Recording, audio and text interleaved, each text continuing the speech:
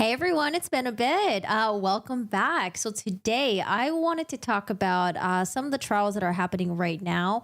And I did a major catch up with one of the trials this past weekend, but there's new stuff that's coming out. So let's just like watch some of it together. I think, okay, so I have my titles reversed, but I think we're going to start with Letitia Stout, who's on trial right now. Her trial is also called the Stepmom, I think Stepmom murder trial. I think that's what they're calling it.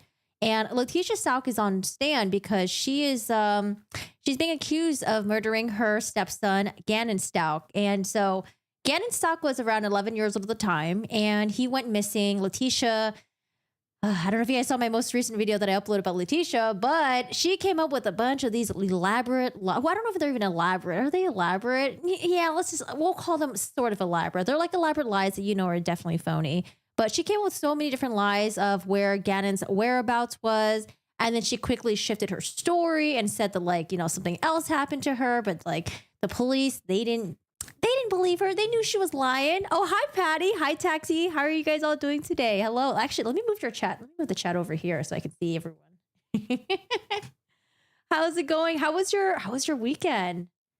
And then, oh, I think I have my YouTube chat or my Twitch chat up right now. So let me do YouTube chat so you guys can appear on the screen. Wee! How was y'all's weekend? Hello, hello. Dude, I put up a video about Letitia Stout on Saturday, but I was waiting on it for a little bit because I had to send it back for YouTube. But, I just gave up. I just put the video up. Whatever. Who cares? Okay.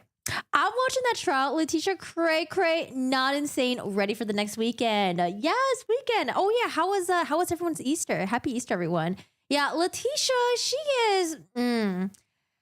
I think right now the prosecution, they're still presenting their case, but I mean, honestly, if you listen to opening statements that Letitia's lawyers made, they honestly sat out there already defeated. They're like, one of the lawyers was trying to do a thing where he did an opening statement and he was like, you know what? Like, what's the point? And then he like walks out towards the door and then the judge's like, is this real? Like, what's going on? He like walks out towards the door and then he makes a U-turn. He's like, never mind, guys. Like, I can't leave. This is my job. I have to do this. And I was like, that's a very interesting opening statement. Oh gosh.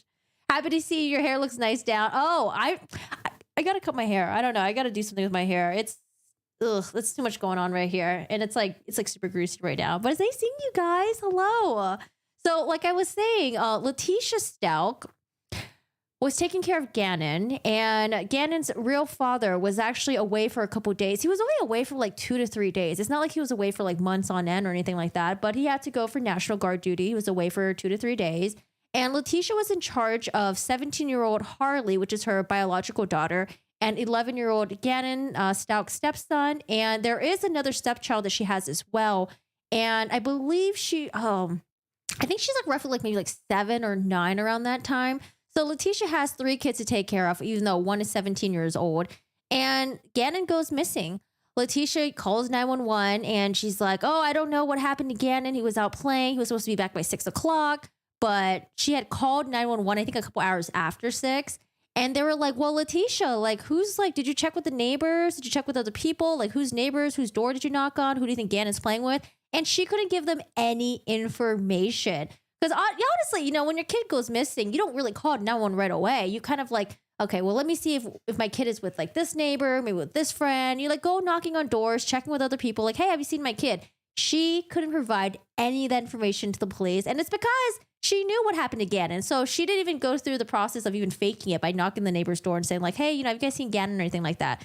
So the police arrive. They arrive at like nighttime. And Letitia's, giving the story like, oh, I don't know where Gannon is. I don't know where Gannon is. And I think like roughly maybe even like 24 or 48 hours later, she changes her story to the detectives and said they're like, oh yeah, what actually happened was there was a home invasion. And she said that she was essayed and she said that Gannon was there. Gannon tried to fight off one of there was like, I think there was one attacker. Gannon tried to fight off the attacker. And then Letitia blacked out a couple of times. And then I think she said that like the attacker, after essaying her, kidnapped Gannon and took him away in a suitcase, which doesn't really make sense. It's like, okay, like that's like 2 different crimes that like you don't really see happening. And what would be the point of taking the boy away? And so she was like, well, I cleaned up the crime scene and everything. And then I decided to call the cops and say that he went missing. It's like, why would you even, that doesn't even make sense. You would call the cops ASAP and then you report what happened to you. But anyways, that's one of Letitia's elaborate lies. I want to watch some of the trial footage. So the trial that I'm talking about right now, the stepmom murder trial, that one is being live streamed. There's a new trial happening as well, which is the Doomsday Mom. And I honestly didn't really do much research about it. I heard some stuff from you guys, but I tried to read about it this past weekend. I was so confused that there's so many different family members involved. I thought it was just like mom, dad, okay, does something horrible, that's it. But no, she's like on her 5th husband. There's a 4th husband, a 3rd husband. There's a missing ex-wife. There's missing kids. There's like cousins and nieces that are involved. And I'm just like, okay, I gotta like parse through this with you guys on stream because hopefully maybe you guys can help me. I have a family tree that we're gonna look at together, but yeah, I need your guys' help because I was getting so confused. So I was like, okay, let me put the Doomsday stuff on hold. I'll wait till I talk with you guys and then I'll just look into Letitia because Letitia stuff was like, even though she was lying so much, it didn't involve a lot of people, like entire damn family tree or anything like that. Hi, driver's seat. How are you doing today? Hello, hello. Really? No Taco Tuesday? I've never heard of Teabag Tuesday before, but you know, that sounds like a fun old time. Letitia's defense was like, okay, can we please just proceed to the guilty verdict? Dude, oh my gosh. Did you know that Letitia, she refused to show up for the pretrial stuff? She didn't want to show up. It's like, girl, seriously? She was like, I don't want to go. I don't know. She just seems like someone with a really bad attitude. I can't imagine working with her. You know, apparently she was like a teacher's assistant during the time of the when the murders took place. I'm like, she was a teacher's assistant. She was around kids. Like, dude, I don't know. You never know people, man. You never know what goes on behind closed doors. Like she was crazy. If you guys haven't already though, I did do a video about Letitia Stalk. It's uploaded. I think it should be uploaded. Should have been uploaded yesterday. It was supposed to be uploaded on Saturday, but was having issues with YouTube. And then, so it should be uploaded now. So if you want to do a huge catch up with the evidence that the police found, the different stories, she had a fake polygraph test, and there are a lot of really crazy stuff that she did. This woman went through lots of hoops, lots of hurdles to try to cover up her freaking tracks. Okay. And now she over here trying to plead for insanity, saying they're like, oh, I didn't know right from wrong. I didn't know what I was doing. Yeah, right. I don't know. Just don't even buy it. What? Taco Tuesdays started 2000s. Oh, excuse me. I thought Taco Tuesdays was timeless. There's no way it would ever be expired. Okay. Hi, Joe. How are you doing today? How's it going? Letitia's pure sense of entitlement. She's just dumb. You guys ever meet someone that's just like it's usually like a coworker that they hired and they're like just dumb and you're just like, oh God, this person's just really dumb. I don't even know what to do with this person. Like I don't. Letitia's just dumb. Okay. She's just dumb. Let's get into Letitia stuff. So sorry, my title is reversed, but let's start with some of the Letitia stuff. Let's start off with, which one should we do first? Should we start off with the fake polygraph? Oh my God.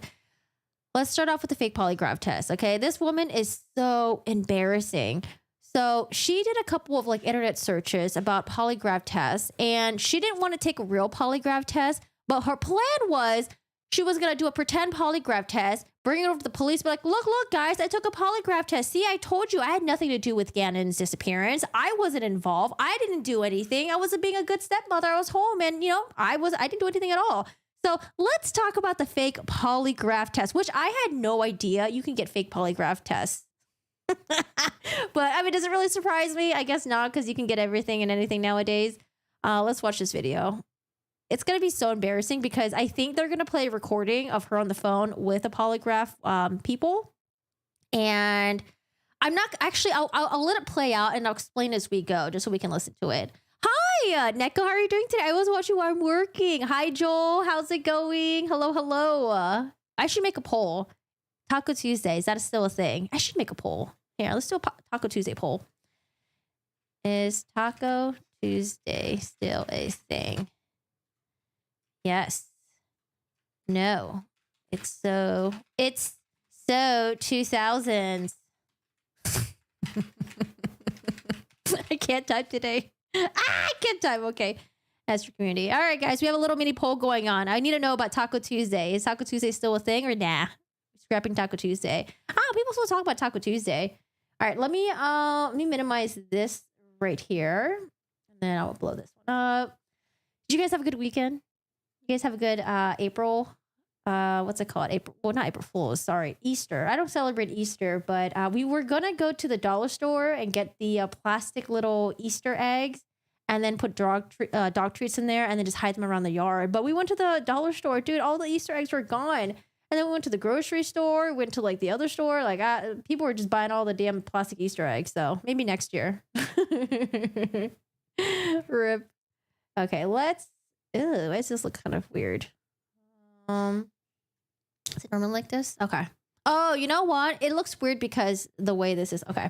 So we're not really getting the best quality with this trial. They're using like, I think just like a webcam. There's no like professional news camera or anything like that. It's just a webcam stuff. But you know what? At least it's better than nothing, because the other trial, the Doomsday one, we're not even getting any footage at all. They're not allowing it to be live streamed. So got to rely on like good old Twitter and law and crime website for the articles and stuff like that. But let's listen to this. So I think the person that's testifying right now, I don't know if it's a detective or if it's just someone that works for the fake polygraph website. Let's find out. And let me see. How can I help? Yes, I didn't get any confirmation about it. Hold on a second. Dude. Oh, okay. She talks really fast. So when I was trying to listen to Letitia on 2x speed, I had to slow her down. I was like, damn, she talks faster than me. Hey, have fun in Japan. Please do a travel vlog. Yeah, I was thinking about, should I stream when I'm in Japan? Should I stream? No. Maybe I'll just like pop in here and there, because I don't want to be gone for that long, you know? All right, guys. Accused child killer Letitia Stout calls fake polygraph test website. So we're going to listen to the recording, and it's going to be so embarrassing.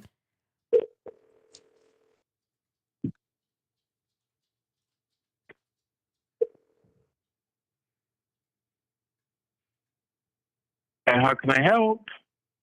Yes, I didn't get any confirmation about my test I paid for. And so just for reference sake, before we get too deep into the phone call, sounds like there's two voices. Yep. That's correct. Do you recognize one of the voices? I do. Is it the female voice? Yes. And whose voice is that? That's the defendant's voice. Okay. That's Letitia's voice. Oh, this is so embarrassing. Ricta, Joe, hello. Yes, you're from Japan. I've always wanted to go. I've never streamed on YouTube before. I've streamed on Twitch before. I haven't done it on YouTube before. Maybe it should be easy. Hi, Sue Magic. How are you doing today? Oh, cute little doggo. I love the profile picture. Maybe do a stream every now and then where you're summing up your experience in Japan. Yeah, maybe I could do that. Yeah, we'll see. I hope the internet in Japan should be pretty decent, because I have friends that stream in Japan. Go ahead. Thank you, Angela. Okay, can I have your name, please? I can check if we've got the order here. Yes. Keisha, last name is Stout, Stagch. Okay, give me one moment, please. Let me have a little look. Sherry, what I want to know, because it seems like there wasn't any signs or anything. I want to know if there was any signs that she may have been abusive prior to this, or did she just snap? Because this other case that I talked about, there were definitely signs that the child that I was, the child in the case, there was definitely signs that the family was doing some pretty horrible things to him. But this one, I wonder if there was any signs. Like, did the teachers notice anything? Did friends notice anything? Did family members notice anything? Or is it just like something that just freaking happened, like a one-time thing, you know? Hi, Joe. How are you doing today? Okay, yeah, perfect. I can see that we've received that, and we have actually sent the test. Have you not received that yet? Have what now? We have already sent the results to your email account. I don't have them. Mm-mm. Okay.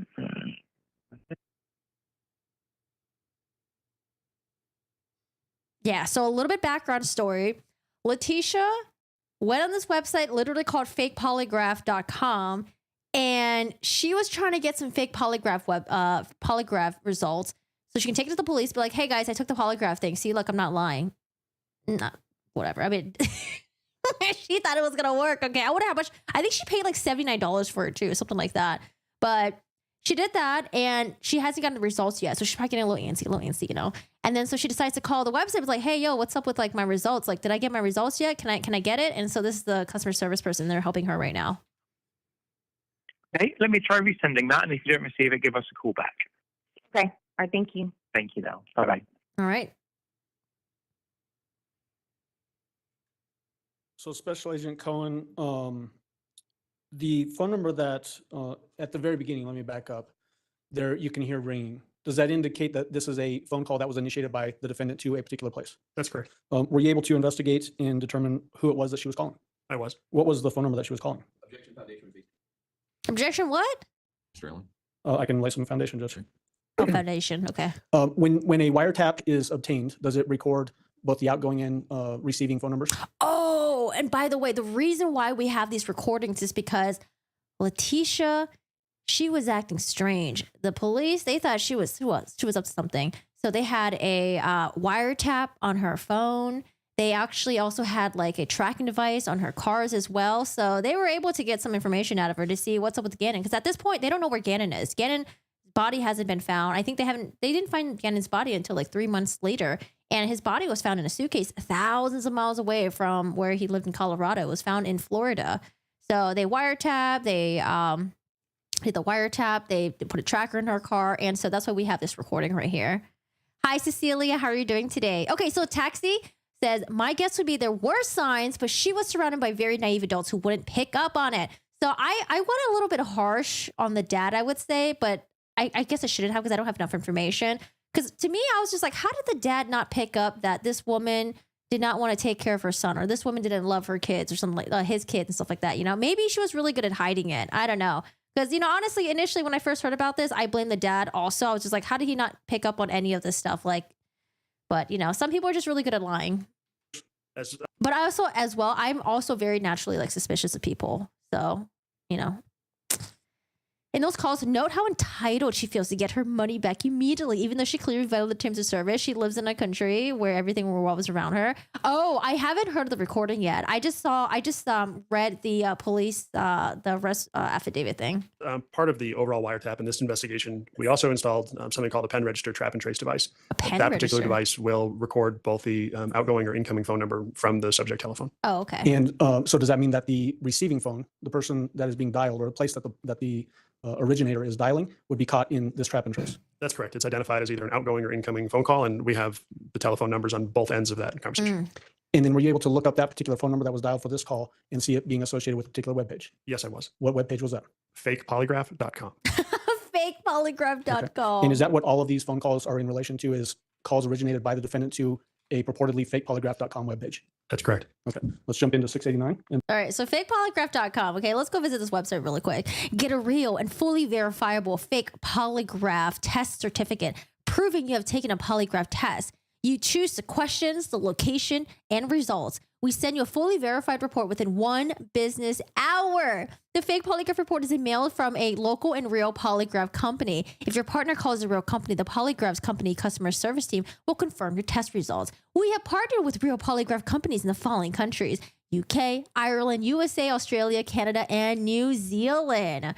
What do people take this for? Do they like cheat on their partners, and then when they get caught, they're like, "Whoa, honey, I got the polygraph results. See, I didn't cheat on you. What do you mean? What do people get this for?" Oh my gosh. When you have a chance, listen to her calls with her ex-husbands. They are very telling. I listened to parts of it where at this point he was working with the police, and dude, I had a clip of where she was saying that she demanded for immunity. She's so fucking disgusting. She was like, I want immunity. I'm just like, girl, oh my God. I've got to go get my eyelashes and my eyebrows done. Okay. I hope they look good. Okay. How does it work? You provide a list of questions, results, the location, and date of when the polygraph test supposedly took place. A local polygraph company will email your polygraph examination results, a 3 to 4 page document which details your test results. Jesus. Oh, here it is. Prove the truth for husband, wife problems, boyfriend, girlfriend problems, family and friends problems, issues on date nights, disagreements, novelty situations, infidelity issues. Yeah, not for murder stuff. Okay, Letitia? Oh, here's a testimonial. I just want to read this real quick. My employer accused me of breaking something in the store, even though I was telling the truth and it wasn't me. They would not believe me. I couldn't afford the $500 fee for an actual polygraph test, so I used this service. My boss called the authentic company who confirmed that I was telling the truth. My boss didn't reimburse me, but I got an extra week's holiday. No way. I don't believe that. I told my partner that I was taking a day off work to attend a polygraph test. She asked for the results to be emailed directly to her. The authentic polygraph company followed my instructions and sent the report directly to her. She instantly believed me, and it saved our 8 years marriage. Oh my goodness.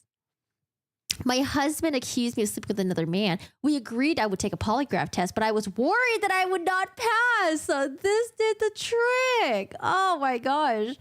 So for a standard one, it's $60. Bespoke, I don't know what that means, but $300 for that one. Okay. If any of you guys end up doing a fake polygraph test, let me know how that goes, okay? And permission to publish 689, Judge. You may go ahead.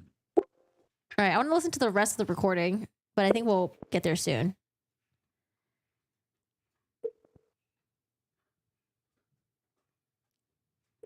May I help? Hi, yes, I was just talking to you. Is there a way to confirm where you sent those? Because I still didn't get them. Yeah, so I'm just going to get that resent for you. So if you wait for the next sort of 10, 15 minutes and let me know if you haven't received it by then. Dude, at this point, they probably looked at it and they're like, dude, the questions that she's asking, they are sus. I don't know if we should get involved with this. Because she was asking questions like, did I hurt or harm my stepson in any way? Am I involved in the disappearance of my stepson? Something like that. So that must have been a red flag for their system. I was saying, can you check the email? Because I just want to make sure. Okay, yeah, give me a moment.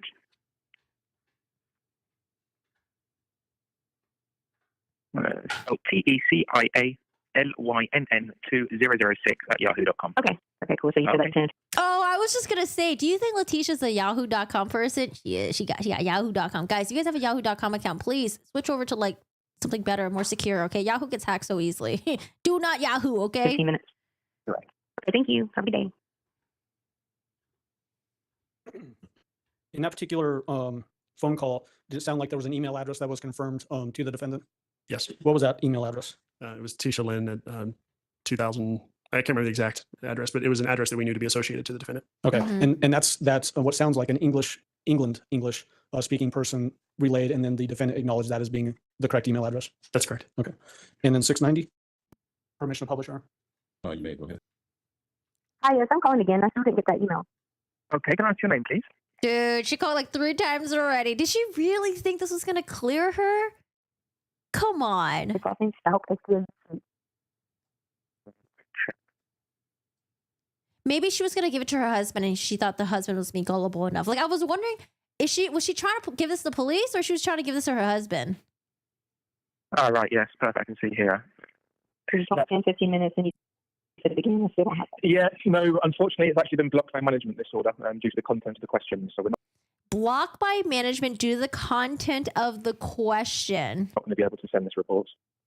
So, do I get my money back? Unfortunately, not on this case, no. Obviously, due to our terms and conditions, it does clearly state that any sort of illegal activities or anything like that, obviously, the management do reserve the right not to send the report.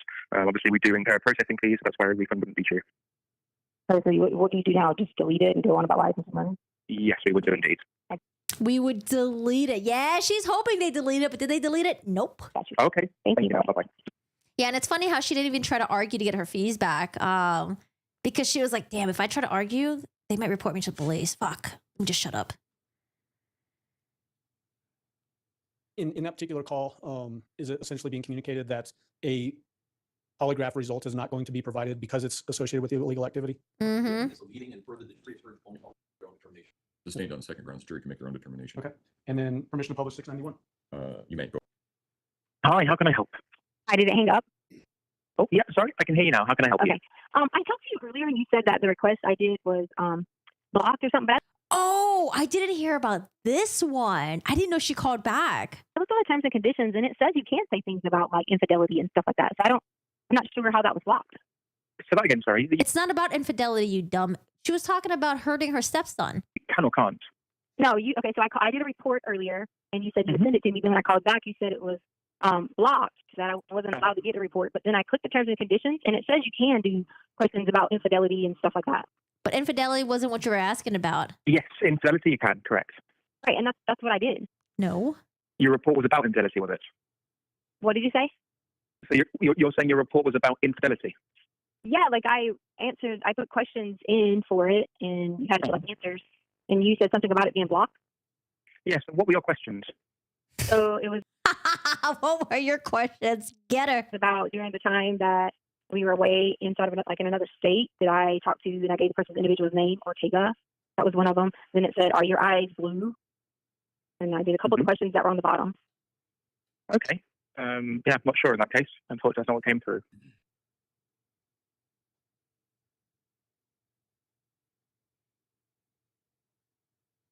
Yeah, I'm not quite sure what's happened there then. Hang up on her. Because I read that you can do this.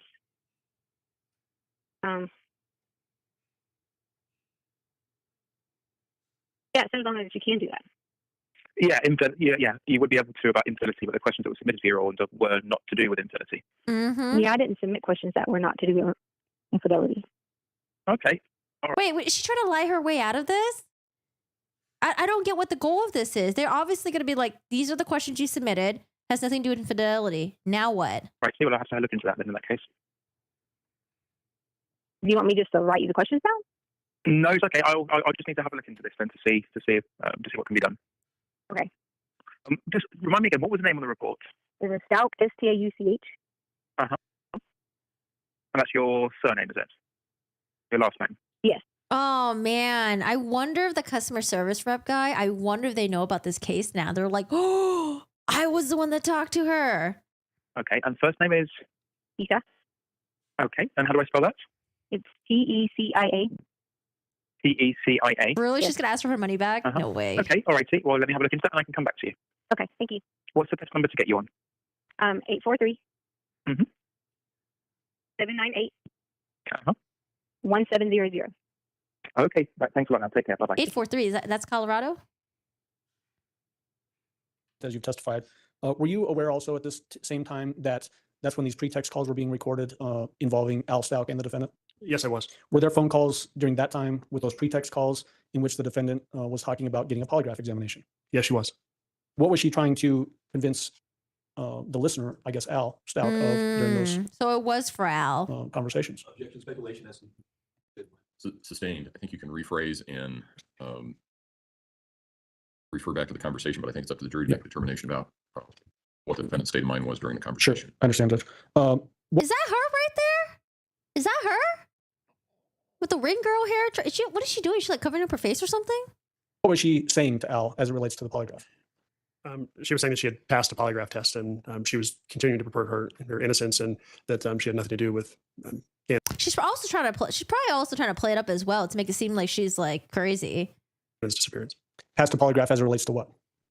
Whether she had anything to do with Gannon's disappearance. Okay, that's all I have. Thank you. Cross-examination, Mr. Delaney.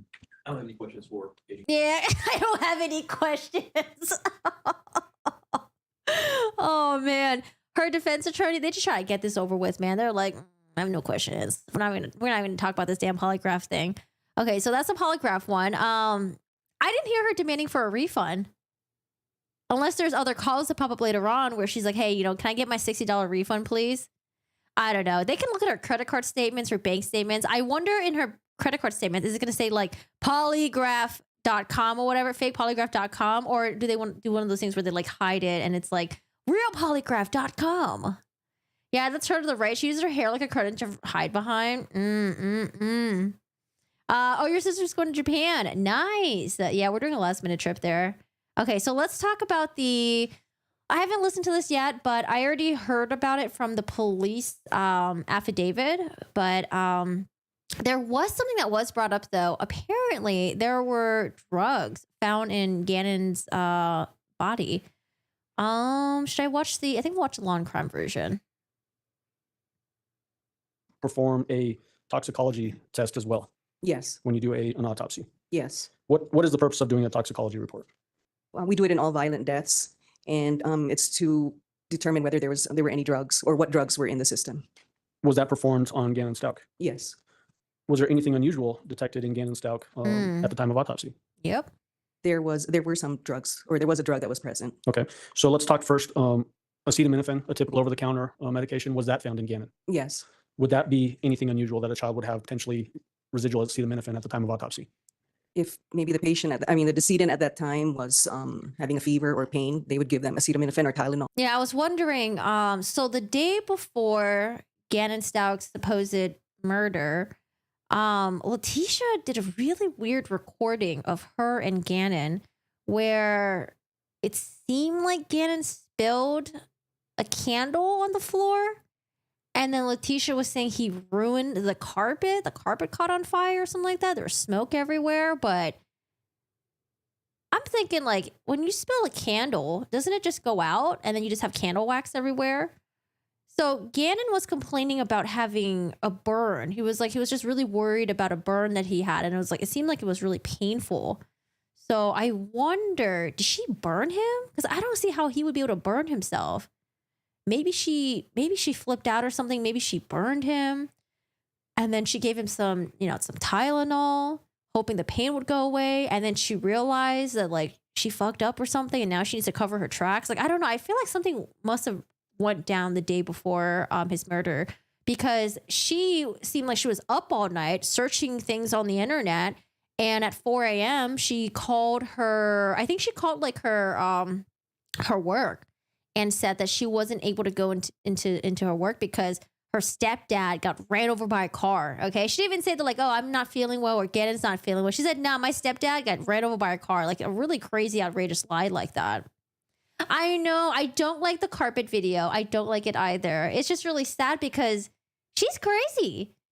So he's over here, he's crying about having this pain, this burn. And she's over here like saying like, okay, well, because you did this, we need to sell things now. What should we sell? Should we sell the couch? We got to fix the carpet. Like there is something wrong with her.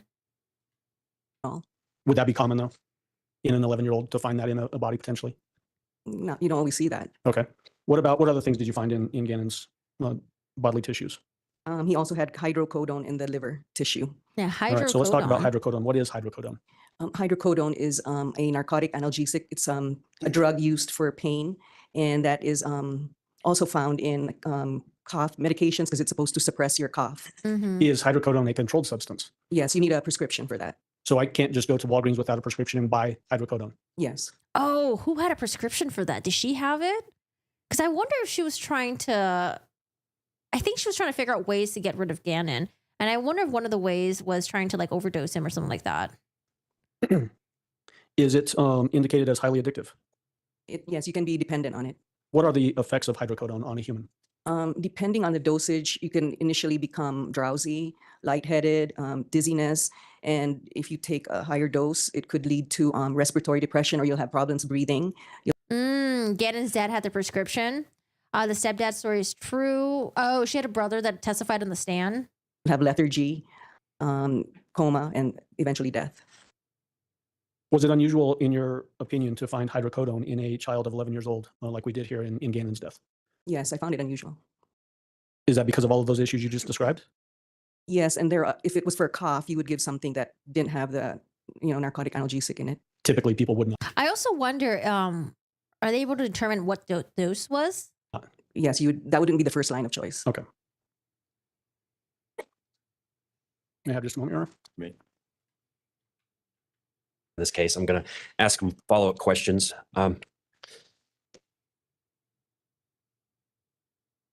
Were you able to tell the blunt head trauma injuries, the three on the top of the head you were discussing? Can you tell the jury if those were post-mortem or pre-mortem? They were pre-mortem. Pre-mortem. And by that, you mean before death? Yes. Okay. At one point during your investigation, were you kind of unsure whether the blunt force trauma had happened before or after Gannon had died? No. Okay. Hey, good morning. She's guilt tripping and psychologically terrorizing her child. Yeah. And the injuries, like textbook evil stepmom, that you noted in your report and during the autopsy, they would indicate that this was a violent death. Yes. Okay. Also, it looked like a lot of the injuries, the blunt force injuries, the sharp force injuries, it looks like it was just a random act, whereas there's no pattern to it. You have injuries to the head, you have injuries to the body, some are deep, some are shallow. It indicates that this was a random attack, correct? Yes. Okay. There was no pattern to it. Yes. Okay.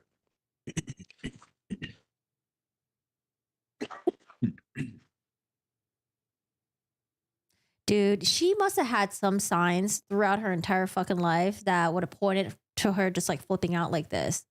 Was she ever seeing therapy by any, like a therapist by any chance? She must have had some signs, and she must have just fucking ignored them, hoping they would just go away.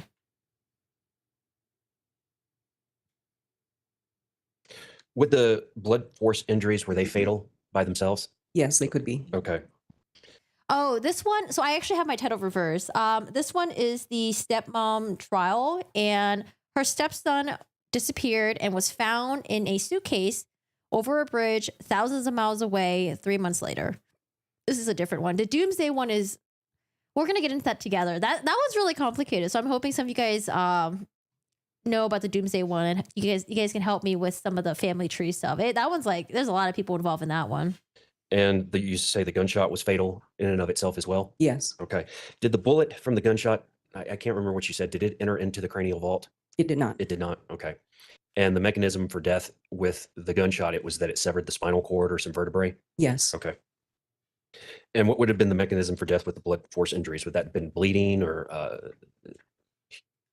hemorrhaging in the brain? What would that have been? Yes, there was hemorrhage in the brain. Okay.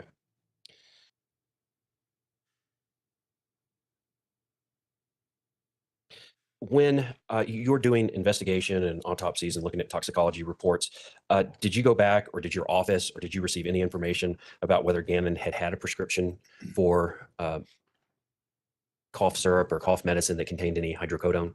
No, I didn't inquire. Okay. So it is possible that he could have had a medication or a prescription from a doctor to assist with the cough. It's possible. And if he had a prescription for a opiate-based cough syrup or cough medicine, then it would follow that it would show up in his blood or his toxicology results. Yes. Okay.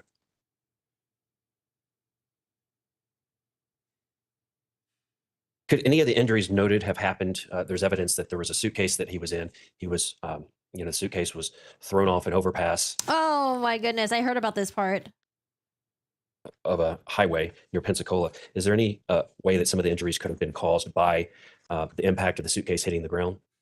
Like which injuries? The blunt force trauma injuries. No, they were on the top of the head. Top of the head. No. Okay. I mean, even so, honestly, I don't think that's going to matter to the jury anyways.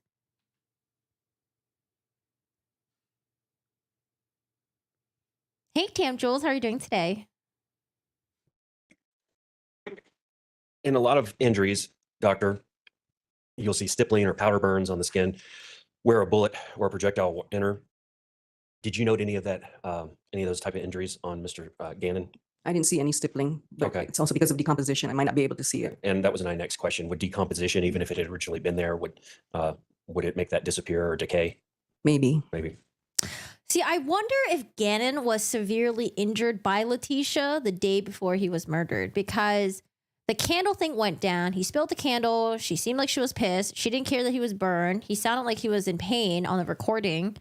And the next day, it seemed like Gannon was on the surveillance camera in the neighbor's cam footage. And you kind of see Gannon getting into the car, but something fell. And I think one of the court TV reporters noted that it looked like Gannon was hesitant to picking it up because even the thought of picking it up, it was too painful to bend down. So I wonder if she severely hurt Gannon the day before, and then she calls off school. She calls off her work as well because she's trying to figure out how to fix it. And when they went to Petco together, what's interesting is that she went to a very far Petco that was like, 20 to 30 miles away from the home. There were closer ones, but she decided to go one that was like really far away. She bought something at like 11:30 and then no idea where she went. And then she came back 2 hours later at 1:30 and bought something again at the very same Petco that was very far away. I felt like she was driving around trying to figure out how to get rid of Gannon. And then additionally, she did not have her cell phone with her that entire trip. Gannon had his phone, but she didn't have hers at all. I think something happened the day before and she was trying to cover her tracks and then she was trying to figure out what to do. And then she couldn't, she decided not to do anything. And then when she got back home, something must have went down. She flipped off. She tried to attack him with a knife. He didn't die immediately. And then she ran and grabbed the gun. This poor little boy was like in pain, it seems like, for like 24 hours. Hi, So, Gwendolyn. How are you? What I'm getting at is, were you able to make any type of conclusion as to the distance the gun was from the body when it was discharged? No. Okay.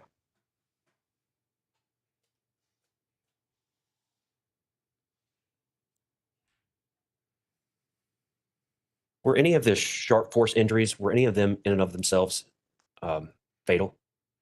Because of the decomposition, I couldn't really tell. I mean, when I looked at the lungs, because I was thinking it would penetrate the lungs, I didn't see any injuries, but because there was decomposition, it was hard to see.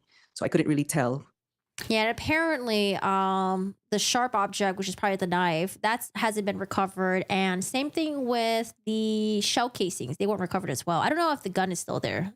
It might be. I think they had like a family gun. With the injuries that went into the chest cavity. So I guess all you can say is it's possible. Is it possible that some or one or more of these sharp force injuries were fatal? Yes, it could be fatal if left unattended. Okay.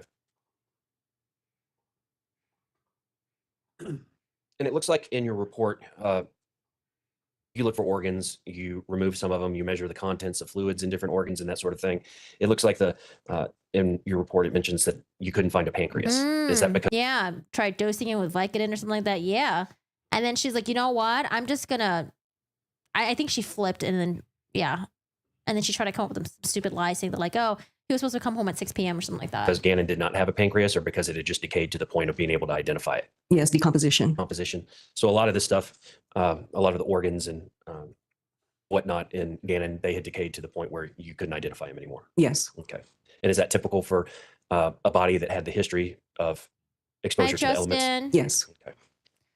Well, at least we know this is going to be like a open and shut case. Okay. There better not be any fucking jury sympathetic for her, but it seems like it's going to be open and shut case. No matter what, she's going to be locked away for a long time. Now, what I do want to know is that if you're not guilty by reason of insanity, does that mean that like in 5 years, if she somehow becomes insane, she can walk around free? I actually don't know anything about that. I'm pretty sure they're just going to lock her ass away because the evidence against her is really strong. Al testified she was either really great with the kids or had days where, oh, she didn't give a crap and they fended for themselves. Yeah, see, I don't know. See, divorce, I don't know, man. I wouldn't want anyone like that near my kids. But I don't know. I don't want to talk crap about Al. I don't know much about Al, but I definitely know about parents who marry shitty significant others, like a step parent, right? And then they don't care how they treat the kids. All they care is about themselves. I don't like parents like that. I'm not saying Al's like that, but I've definitely known parents that will choose themselves and their own love over the care of their children. I think it's just horrible. I think you get sent to a mental hospital instead of a prison. But what happens is, like, can you be sentenced there for life, or is it like when you get better they release you, right? Like, how does that work? I gotta look that part up. I think, let's see, was there anything else we wanted to do before we segue over? So we covered the fake polygraph test, huge embarrassment. Medical examiner found drugs, and oh, you know what? There was a little bit more here, I think, with court TV. There's a heartbreaking bench there, and the first witness of the day is taking the stand. Caused by a sharp object. Oh yeah, this one is. I haven't listened to this yet. I've only read about it. I'm gonna have it at 1.5. And this is the right hand, the back of the right hand, and you can see here that you've got 1, 2, 3, 4 wounds here. The back of the right hand, meaning he was trying to shield himself. Poor baby. You can see like the edges are clean cut, caused by a sharp object. And we're looking at these in conjunction with the last photo of the arm and then this one here with hands. When we're talking about cuts to the hands in the forearm areas of Gannon Stout, how would you characterize those types of wounds? They're consistent with defensive wounds, trying to protect yourself. Indicating that potentially Gannon was putting his hands up to guard against whatever was happening? Yes. And then they get cut in the process of that? Yes. Okay. 162, please. Yeah, look at her in the corner over there. Here in Germany, we have something called forensic wing in mental institutions. They're effectively like a prison, but for perpetrators who have done their deeds due to being mentally ill. Look at her demeanor. I know she's got to do this for the jury, right? She's got to either show sympathy, remorse, or I think what she's trying to do right now is just be like, show how crazy she is, how insane she is, how mentally unstable she is. I think that's why she's like doing this whole hair thing. And like, I wish we could zoom in a little bit more. She sounds like a monster. She is a monster. I'm not sure. It sounds like it's possible they might let her out if they determine that she's bad. Right? I'm like, no, don't let her out. Oh God. This one shows, excuse me. This one shows the right hand, like the palmar aspect of the right hand. And this is another cut in the middle finger, right middle finger. Because here's my thing. Even though I think she was like, no, she wasn't even a stay-at-home mom. Hold on a second. I got that wrong in my video. I forgot. She was not a stay-at-home mom. She had a job. She was working. She was working as a teacher's assistant. This woman had the wherewithal to get the fuck out of the relationship if she didn't want to be a babysitter to her man's kids. Like, she had a daughter that was biologically related to her, but her daughter was 17 years old. She could have GTFO'd. She had so many outs and she chose the wrong one. She chose the worst one. Because, I understand if you're like a stay-at-home mom, you have no resources and you think you're trapped, you're stuck, but she had a job. Her daughter was 17 years old. Daughter could take care of herself. Daughter also had a job as well. She couldn't get the fuck out of the relationship if she was so unhappy. Did you guys find out about her search results, her internet history? Oh my God, they were so bad. 3. It's the same photo right there. Okay, and this is just This is the ring finger. right. This is that's the middle finger and the ring finger's right here. Okay, and then you're just pulling the fingertip back to be able to see that particular cut more towards the pad of the fingertip. Yes. 164, please. So we're looking at his back, and there's a sharp force injury on the left upper back right there. This sharp force injury to the upper back, was this one of the deeper sharp force injuries that you were able to document that Gannon suffered? Yes, it fractured the left 6th rib, and it also penetrated the left 5th intercostal space. So that's the space between the 5th and... Wait, this was in the back? Oh, do you think at this point he was trying to hunch and protect? Oh my God, protect his... Oh. And 6 ribs. Does that then cause, entry into, the backside of the chest cavity? Does it go that deep? Yes, it does enter the chest cavity. 165. And that's a close-up view of the back injury. Again, is this a sharp force injury similar to the other sharp force injuries we've been looking at this morning? Yes. 166. So there's another sharp force injury here. Another one here. Would this be essentially the backside of Gannon's left shoulder? Yes. So this wound ended in the scapula. Yeah, I think initially he was trying to shield himself by using his hands like this. And at some point he probably just balled up in fetal position maybe or something like that, And that's what, and she was attacking his back. The bone here, so it just went through the bones, the shoulder blade. And then this one went deeper into the shoulder joint, the left shoulder joint, about 4 inches deep. 4 inches deep, you said? Yes. 167, please. This is a close-up of that more shallow injury, and then the other deeper one is apparent sort of to the left of that. Yes. There appears to be some black fiber there. Can you tell the jury what that is? It could be from his jacket or t-shirt. So basically fibers from clothing? Yes. Is it common for fibers from clothing? All right, we're going to slip in a commercial break. Were there missed opportunities to protect the child? Was the family known to Child Protection Services? I have no idea. From what I've heard, from what I've read in articles, it seems like there were friends and family members who thought she was really good with the kids. But in terms of did the teacher suspect anything? Did other family members suspect anything? I don't know. Here it's just horrible. Did her brother testify on behalf of the state? Did the state rest their case yet? Well, detailing the wounds that Gannon sustained, including 18 stab wounds, many on Murder Trial today. Second. Doomsday. Okay, we're back here. Thanks, Sport TV. I counted 18. And then as it relates to the number of blunt force injuries that Gannon suffered, how many did those occur? 4 lacerations. 4 lacerations that coincide with blunt force injury? Yes. Okay. If we can move on to 179. Oh, man. Is his dad in the back right now? So this is the left side of the face. Here's the ear, head, eye area. This is the jaw, the left side of the jaw, lower jaw. And there's a hole right here. What caused that hole? This is due to a gunshot wound. 180. And this is a close-up gunshot wound. Is it typical, doctor, when you document a gunshot to try to figure out path the bullet traveled as it entered into a human victim? Yes. Did you do that in this case? Yes. What else did her brother testify about, Daniela, that stood out? Can you describe, either using the diagrams or just through words, however you want to do it, can you describe the path that this particular bullet took through Gannon as it entered his body? I think we should use... Okay, I'll come over and help. Oh. 145. So I'm going to hold this up, actually, doctor, if that's okay. That's okay. Well, they won't be able to see it. Okay. So the entrance gunshot wound was in the left side of the jaw, lower jaw, the mandible. This entered the oral cavity. It hit the cervical, the second and third cervical vertebrae. So it went to the back. It crossed the midline, and I recovered the projectile. It didn't enter the skull, the cranial cavity. So I recovered it on the right side where the muscles are of the neck. So there was a projectile that went from left to right and then front to back. And then, so when you recovered the projectile, was it still in basically the muscle tissue in the back of the head? Yes. Okay.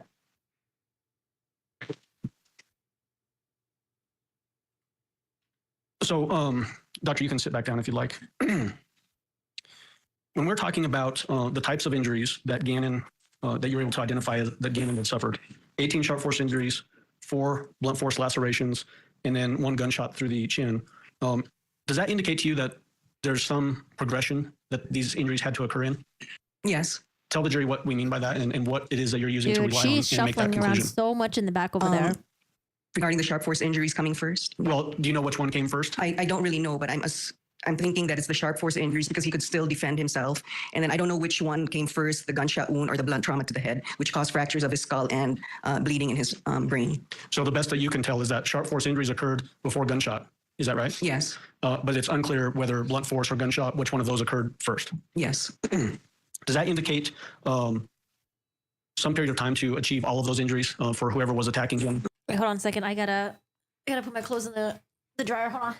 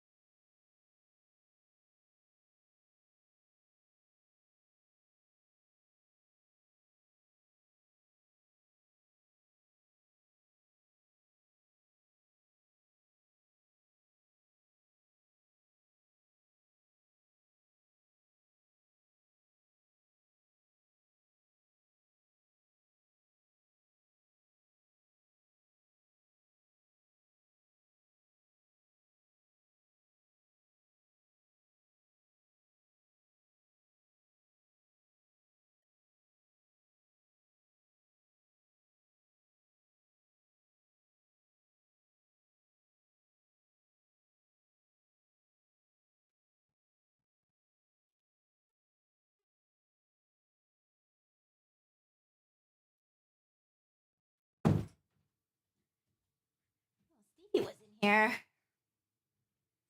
What? Wait, the brother was with her? Oh, I didn't know the brother was with her. I thought it was just her daughter that was with her. Her brother testified today for the prosecution. He testified that he saw her having trouble with the suitcase that Gannon was in. He said that she was struggling with it because it was heavy. What did she tell the brother that was in the suitcase? Was she just like, yeah, I just have like a lot of like clothes in here? Yes. The fact that there's 18 sharp force injuries Yes. and then 4 blunt force injuries Yes. and then a gunshot that entered into the lower left chin and traveled through the oral cavity and all that. Yes. What were you able to rule as the cause and manner of death for Gannon Stout? My cause of death was gunshot wound and blunt It was softball equipment. Did the brother think it was weird that the suitcase never appeared ever again? head trauma of the head. Were there contributing factors to the cause of death? Yes. Sharp force injuries. Those 18 sharp force injuries that we talked about? Yes. And what was the manner of death? Homicide. Is it typical, doctor, that you perform a toxicology test as well Yes. when you do an autopsy? Yes. What is the purpose of doing a toxicology report? We do it in all violent deaths, and it's to determine whether there were any drugs or what drugs were in the system. He said she knows what's wrong and what's right. Good. I hate it when family members just blindly just protect others just because they're family, no matter what wrongdoing there is. Yeah, it was so sad because when he first got up on the stand, he was like, "Why, Tisha? Why?" They had to excuse the jury. Oh, so he had to calm down. Gotcha. Jeez. I mean, she's got brother.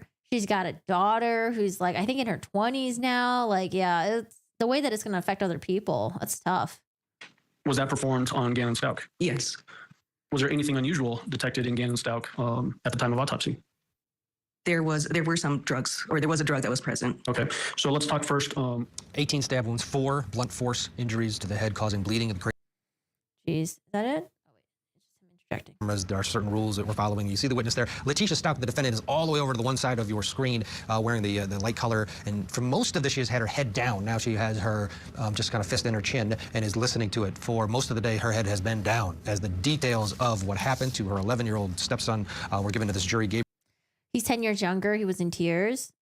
And by just looking at their behavior, and with her, it seems. Okay. All right. I think that's it for Letitia Stauch. I definitely will keep an eye on this and then just read the law and crime articles and stuff like that.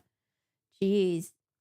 You know, when the defense goes, I wonder how short their case is going to be when they present their case.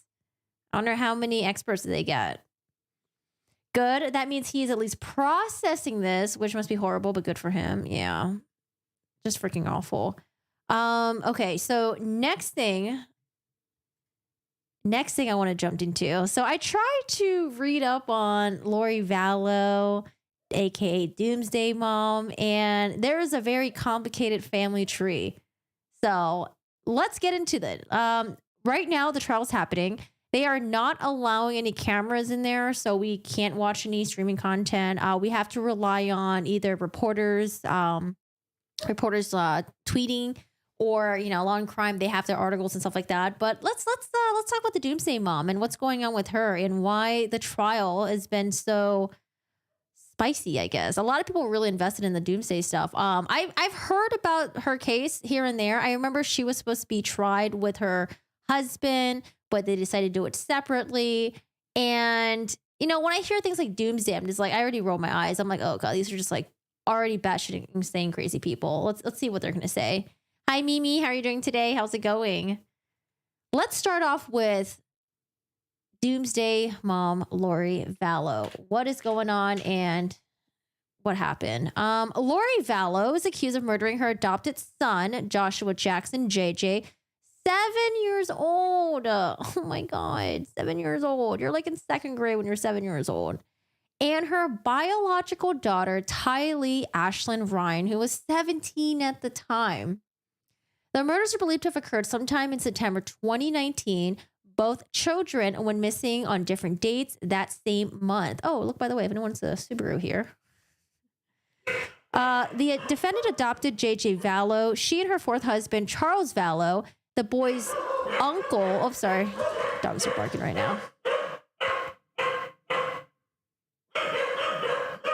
Oh, we have someone coming in the house. Wait, what is this?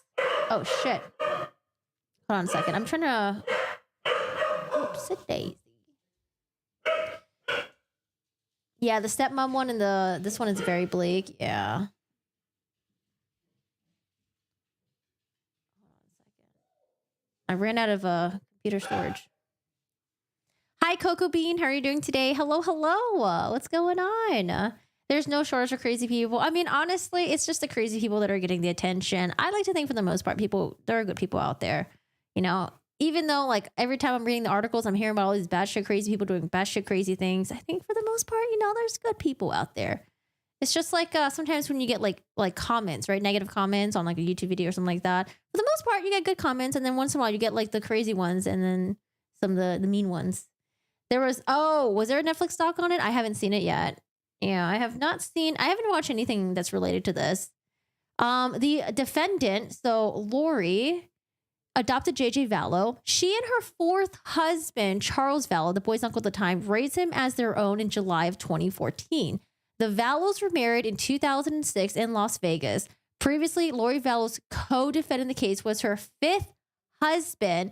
So for those of you guys who are going to get confused about the family tree, I have a family tree up. Oh no, where'd it go? Oh, did I actually exit now? Where did my family tree go? Oh God, I gotta find it. Okay. I had a family tree up because I was getting really confused with who was who and what was what. Okay, so we have fifth husband, Chad Daybell, who she met October 2018. In April that year, Lori Vallow's third husband, Joseph Ryan, biological father to Tylee Ryan, died of an apparent heart attack. So her third husband, who she had her first kid with, died of a heart attack. Charles Vallow filed for divorce in February 2019 after Lori Vallow started seeing Daybell, and she accused him of having an affair. That's a very complicated sentence to read. Let me get the family tree really quick. Lori Vallow family tree. There's one that I found on, was it on Reddit? Was it this one? Twitter?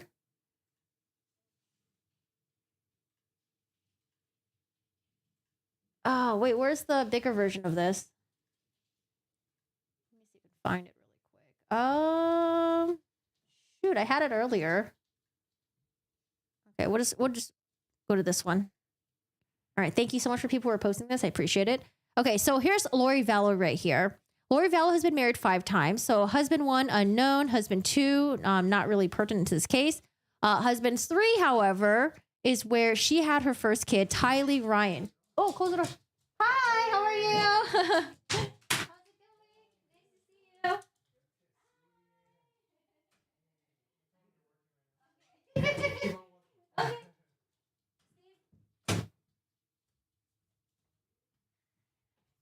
Fucking Steve, you just busted into my room. Okay, hold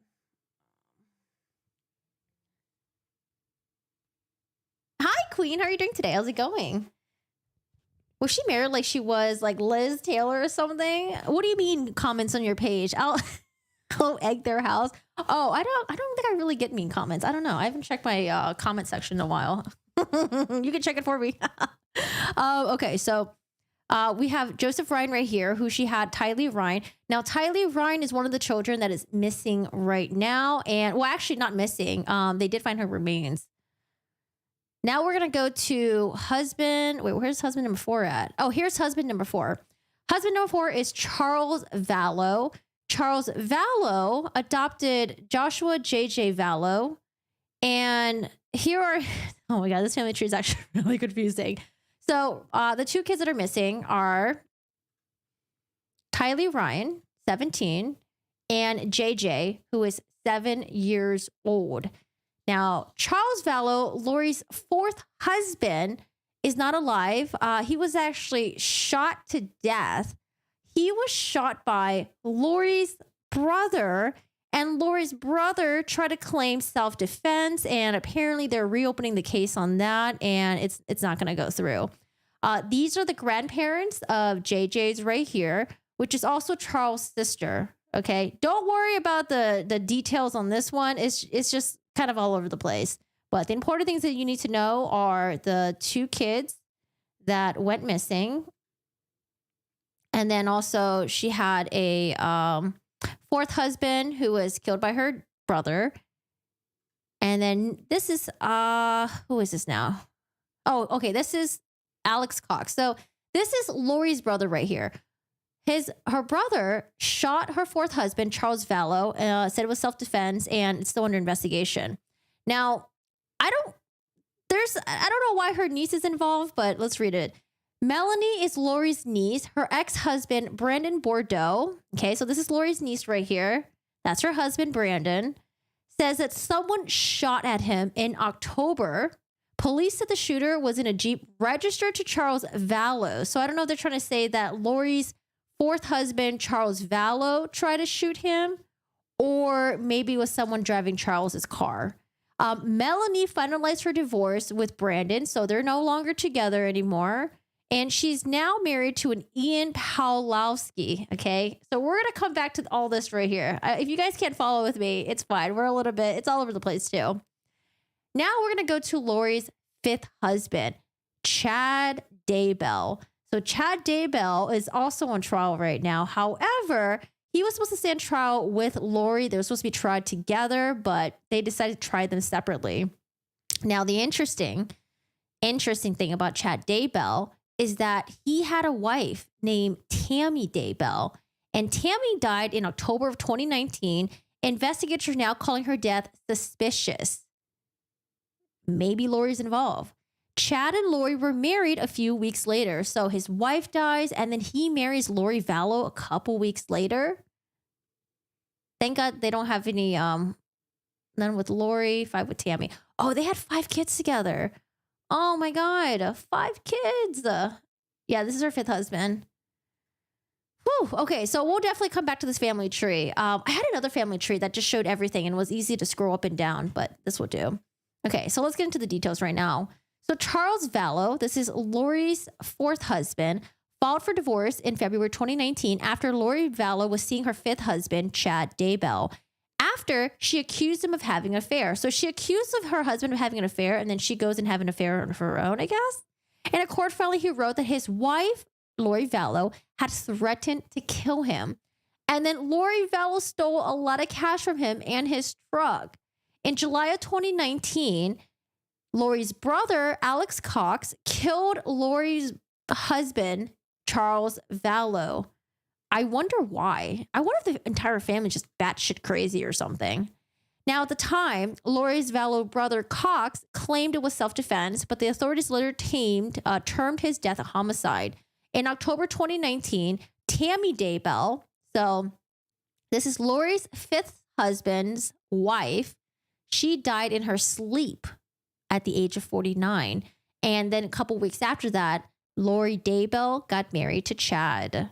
Her death was initially attributed to natural causes, but authorities later reversed the course and reopened the investigation.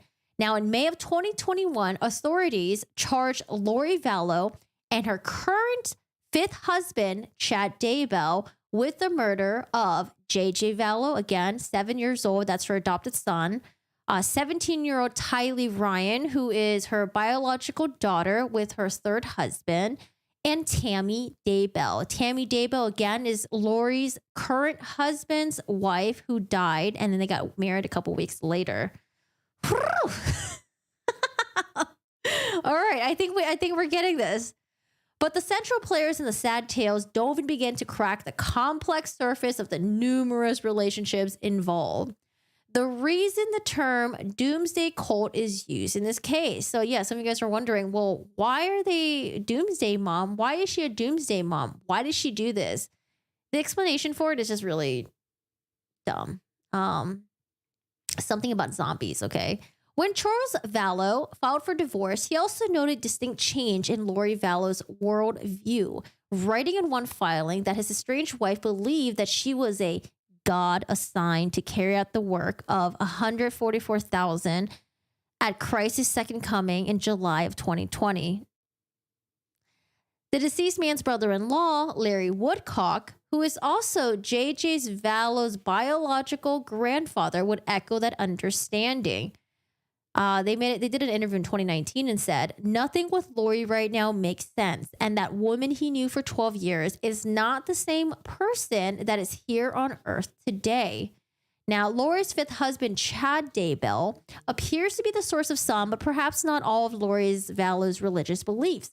The two of them met at a End Times conference and later appeared on a podcast about doomsday preparation soon after. Her 5th husband, Chad Daybell, is also an author on various novels related to ends of times theology. Oh my God. The couple's appears have started as Mormons who eventually came to believe that certain people had become inhabited by zombies and that had distinct names as they turn away from the light and move greater into darkness.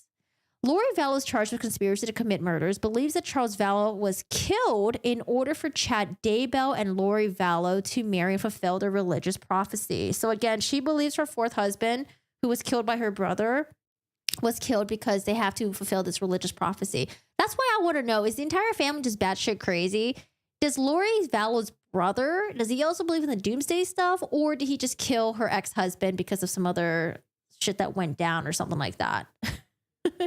She bought her wedding dress while Tammy was still there. I don't get it. Did Tammy not want a divorce from Chad or something? Why get rid of her? Chad can still divorce her no matter what. And then they also had 5 kids together. Where are the kids going to go? Oh my God, this is such a mess.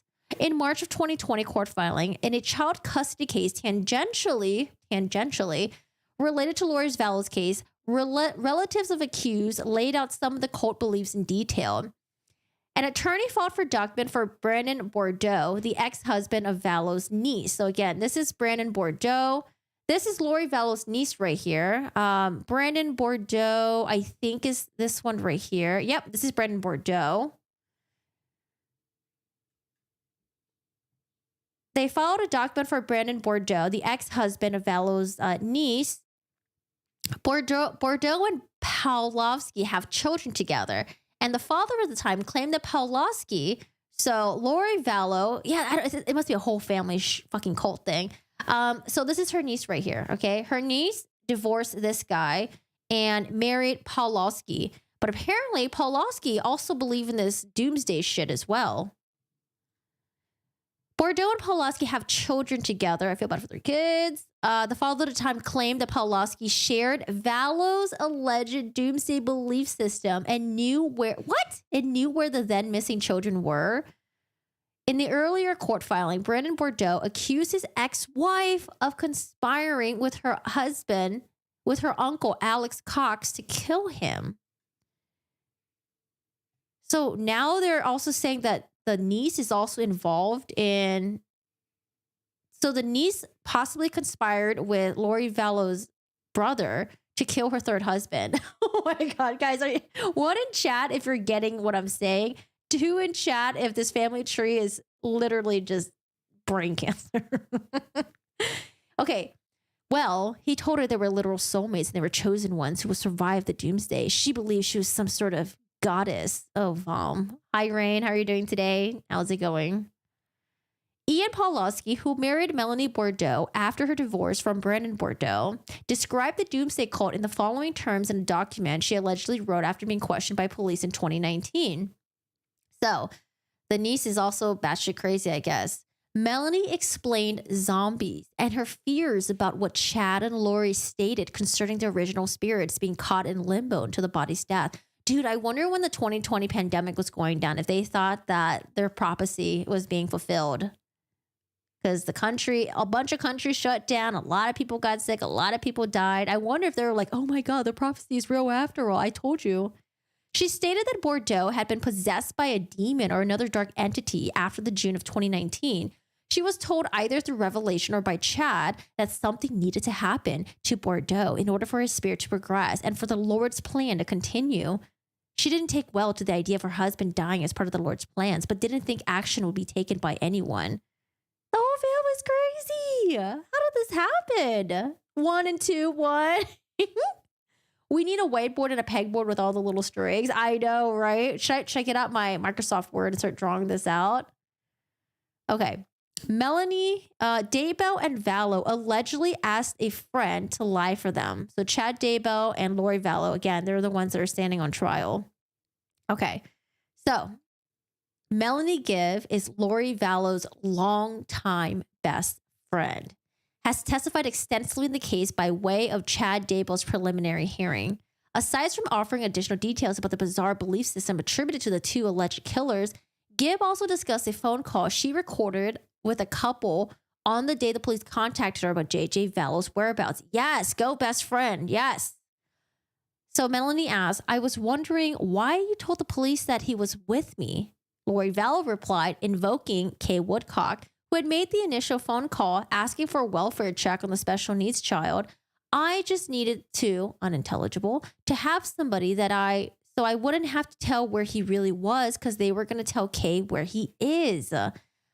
Kay Woodcock, I believe that is JJ's grandparents. Yeah. So Kay and Larry Woodcock, JJ's grandparents, and I believe Kay's the one who's going to, she wants to attend the trial personally, just so she can stare down at Lori. Okay, so at this point, grandmother's looking for the grandson. She doesn't want the grandmother to know where the kid is, and she lied to the cops saying that like, oh, well, my son JJ is with my best friend Melanie, which is a lie. Now, Chad Daybell allegedly called and asked Melanie to say that JJ Vallow was safe and with her, prompting her to record the next phone call of her own volition. She later turned the recording over to the police. Yes.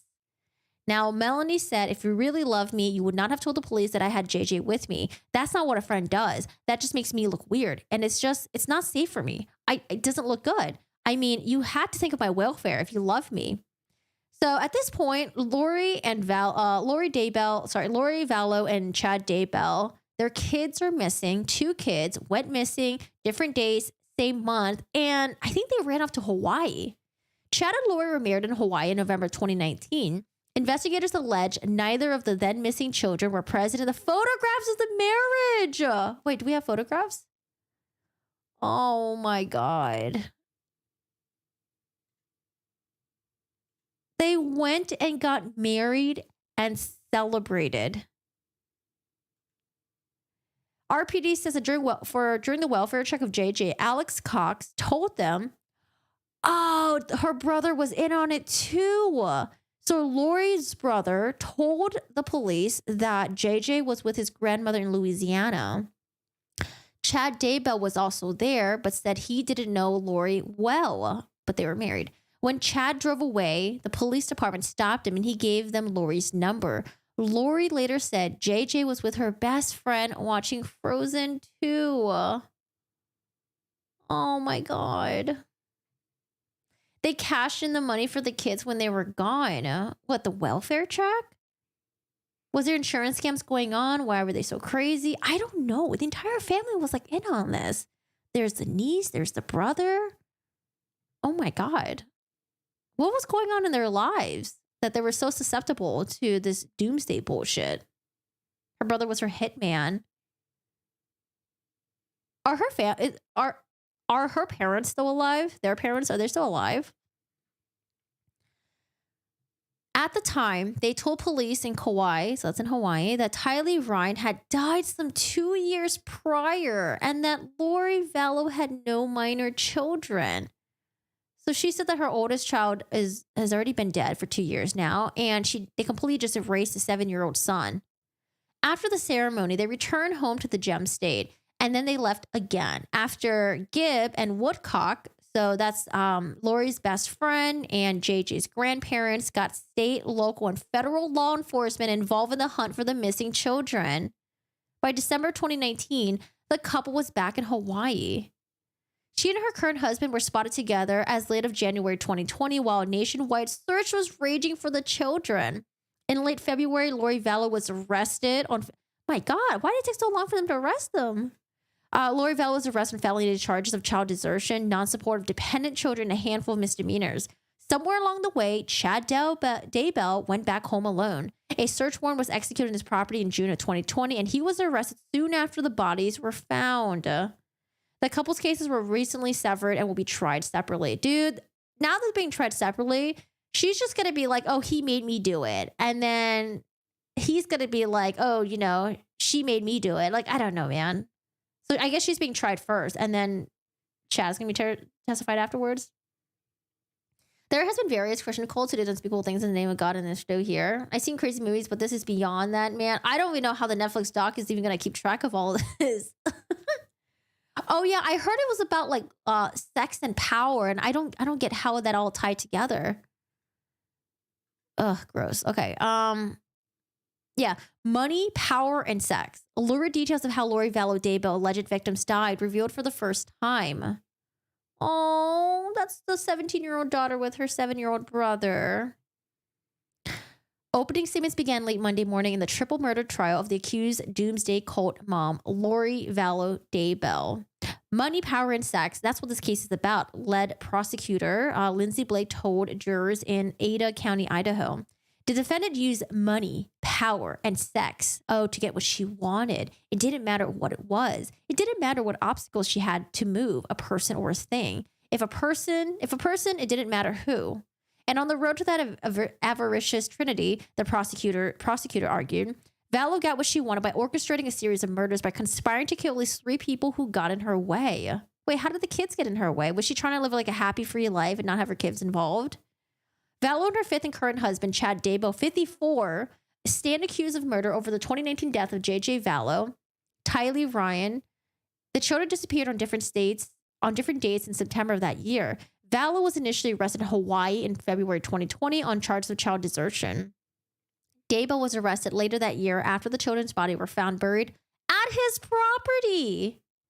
The two defendants were indicted for the murder of Vallow's children and Daybell's first wife. So apparently the first wife died in her sleep. Do you think they just fed her like sleeping meds or something? Initially being prosecuted as husband and wife co-defendants, the couple's case has been recently severed and will be tried separately. Do you think it's better for them to be tried separately? Or did the prosecution want to try them separately? Or maybe they're going to try them separately so they can get them to testify against each other. Jesus.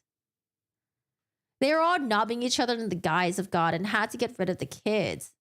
I don't get it. It seems like at least like JJ has grandparents who would love to take care of him. JJ could have went to the grandparents, and then Lori's daughter, who's 17, one more year until she turns 18 and she'll be on her own anyways. This makes no sense. Good morning. Oh my God, don't call me mommy, no. Is anyone familiar with the psycho couple in Red Dead Redemption? No, they're based on a true story. The inbreeding murderers, brother and sister. The patrol in the game were so well made. I tried to play Red Dead Redemption. I couldn't get into it. I got so mad because looting in that game took forever. He definitely poisoned her. Is that what you think? Defendants also indicted Maricopa County, Arizona on one of the charge of conspiracy to commit murder even over the death of her previous husband, Charles Vallow, who was admittedly shot and killed by Vallow's since deceased brother. Oh, wait, her brother is dead. He's not even alive anymore. Tylee had money. Lori wanted it. Tylee's gone. Wait, Tylee had money. Oh, did her third husband pass away and then left the money with the daughter to go to like college or something like that? JJ took time and he also lost his father. When he lost his father, he became so much more difficult to care for. He was entitled to Social Security benefits. The defendant didn't want to take care of JJ anymore. He had money. JJ's gone. Were they even getting that much money? That's okay. Tammy Daybell was also a would-be source of funding for Vallow. The prosecutors argued, oh, she had life insurance policy. Lori wanted Chad all to herself. Tammy's gone. Dude, they had 5 kids together. Gruesome and lurid details of the homicides. Wait, so I wonder if they really believe in this doomsday shit or if they only pulled the, I don't know, man. They could just be really stupid and then at the same time also very, very, very naive. Lurid and gruesome details of the homicide charged by Gem State authorities were revealed publicly for the first time. According to prosecution, Tylee Ryan's charred remains were found buried in a shallow grave on Chad Daybell's property. The teenager's hands had been cut off. Why? As Blake spoke, jurors were shown pictures of the crime scene. Oh my God, an opening statement. You will hear it described as a massive bone and tissue. The defendant's daughter, her DNA were discovered on a pickaxe and shovel on Chad's property. Wait, why? I don't understand. Why the hand thing? You have a theory? You think Lori has a pattern of putting people in a position where they need to prove their loyalty? I think she dared Chad to kill the children if he truly loves her. And then maybe she convinced her brother to kill her ex-husband. And then maybe she also convinced Chad to kill his wife. Leave the wife, kill her. That's so extreme. Yeah, she could just be batshit religious crazy and at the same time still demanding these wild shit. I could totally see that. Oh, the young boy who had autism was last alive sleeping on his uncle's shoulder, the prosecutor went on to say. The next time he was seen, he was found in a similar shallow grave, wrapped in trash bags that were taped over his head and his arms. His hands were still intact, but bound and duct taped together. Jurors were also shown the autopsy photographs of the victims. Tammy Daybell was strangled or smothered to death, a medical examiner in Utah determined. Oh, so she didn't just die in her sleep. At first, Tammy Daybell's death was attributed to natural causes, but as more information came to light, law enforcement reassessed and reopened the investigation. Thank God. Cox, who was believed to have acted as Vallow's hitman by killing her then husband, would cryptically suggest he might later be framed for Tammy Daybell's death. He died from a blood clot in his brain he died the very next day? Oh my God. If anything, wouldn't Lori Vallow see that as like a sign for some sort of divine justice? Jesus. Wonder what she thought about her brother's death. At the time of Tammy's exhumation, Alex said, "I hope I am not their fall guy." We may never know what he meant or knew because he died the next day after Tammy was exhumed. Jeez. Wait a second. Do you think the brother died of a blood clot, or you think somehow Lori was involved or something? Probably a bit of both. Maybe at least one of the murders is for the life insurance. Probably was a plan to run off with Chad. I don't know. Maybe even get off on weak men doing her evil deeds. She shows a pattern of killing before she met the last guy. Oh my God. All right. We got opening statements and stuff here, but I don't know how to organize I was going to read the tweets, but I don't know how to organize it. So I was trying to read it, but then I don't know if it's like, do I start from the bottom? Do I start from the top? I don't know. It's a lot of tweets. There's a lot of tweets going on. Okay, so let's see. Prosecutors reveal Tammy Daybell's cause of death. Biggest trial moments for day one. I think I wanted to watch this one here. Who was in the courtroom all day. She's going to be working long days and long nights for the next 2 months. Oh, yeah, dude. People who do the trial coverage, it's a lot of work. Thank you, Chanley. We appreciate you. Thanks for popping up there. So let's begin with Tammy Daybell. We learned some big information about her cause of death that we did not have confirmed before this. The prosecution, Lindsay Blake, in opening statement says that October 2019, Tammy was dead, and by the time law enforcement showed up, Daybell had moved her body. In December 2019, Tammy was removed from her resting place. It was determined that Tammy died at the hands of another and that her cause of death was asphyxiation. That was a big moment. Remember, she died October 19th, 2019. Oh my God. And I wonder how the 5 kids, I wonder how old they are. 2019, suddenly in her sleep. That autopsy was not done immediately, Vinny, and so her body was exhumed after the authorities started piecing together the suspicious circumstances of her death, Tylee and JJ missing on December 11th. Oh God, dude, I feel like if I ever died in the hands of someone that I really loved, I would never want to be in a picture with them like this. Like, no, cut me out of that picture. Photoshop me out of there. I don't want to be in a picture with him. Exhumation led to this autopsy finding, and Wait, what? The 5 kids? I don't know. How do you know about the 5 kids? You're talking about Chad's 5 kids? Well, I mean, I guess Chad is the father. I wouldn't be surprised if he got to them somehow as well. How old are they? Do you know? Must note inside the courtroom during the opening statement of the prosecution, she used that big screen PowerPoint and showed some graphic photos of all the victims. But the autopsy photo of Tammy Daybell stayed on that screen, Vinny, for a long time. Most of the opening statement, I think they maybe forgot to change the photo at one point, but it was something that was difficult to hear and see. So, asphyxia. So do they know exactly or have a theory exactly what happened? Was she smothered with a pillow? Was she choked? What exactly happened to Tammy? Do they know?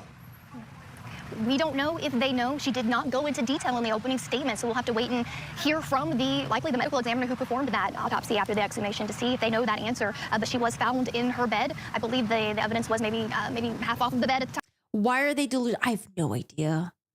And it's not just like one delusional person. It's like one delusional person knows another delusional person knows another delusional, like, I don't know. It's crazy. I wish you were streaming this trial. When her son came into the room, so we'll hopefully have those answers during this trial. We may not, though. And was there any mention of, relative to her death, where Chad was? Did they get into any of those details in the opening statement? They did not get into any of those details in the opening statement surrounding Tammy Daybell. She kept it pretty succinct.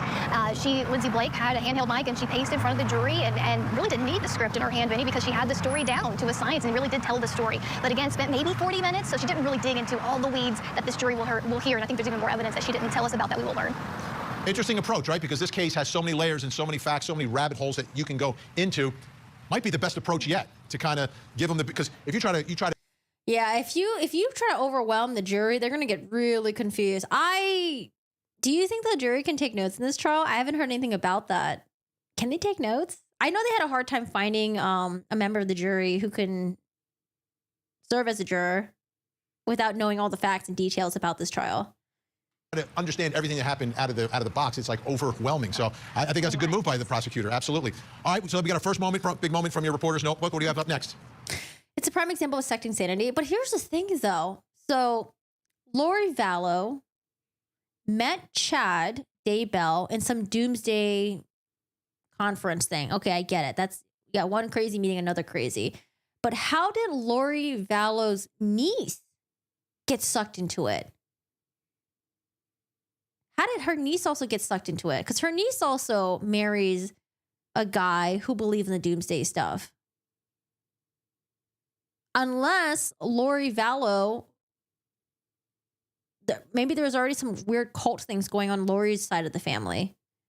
And then when one family meets another family and they're both into like the cult shit, and that's how they blended together.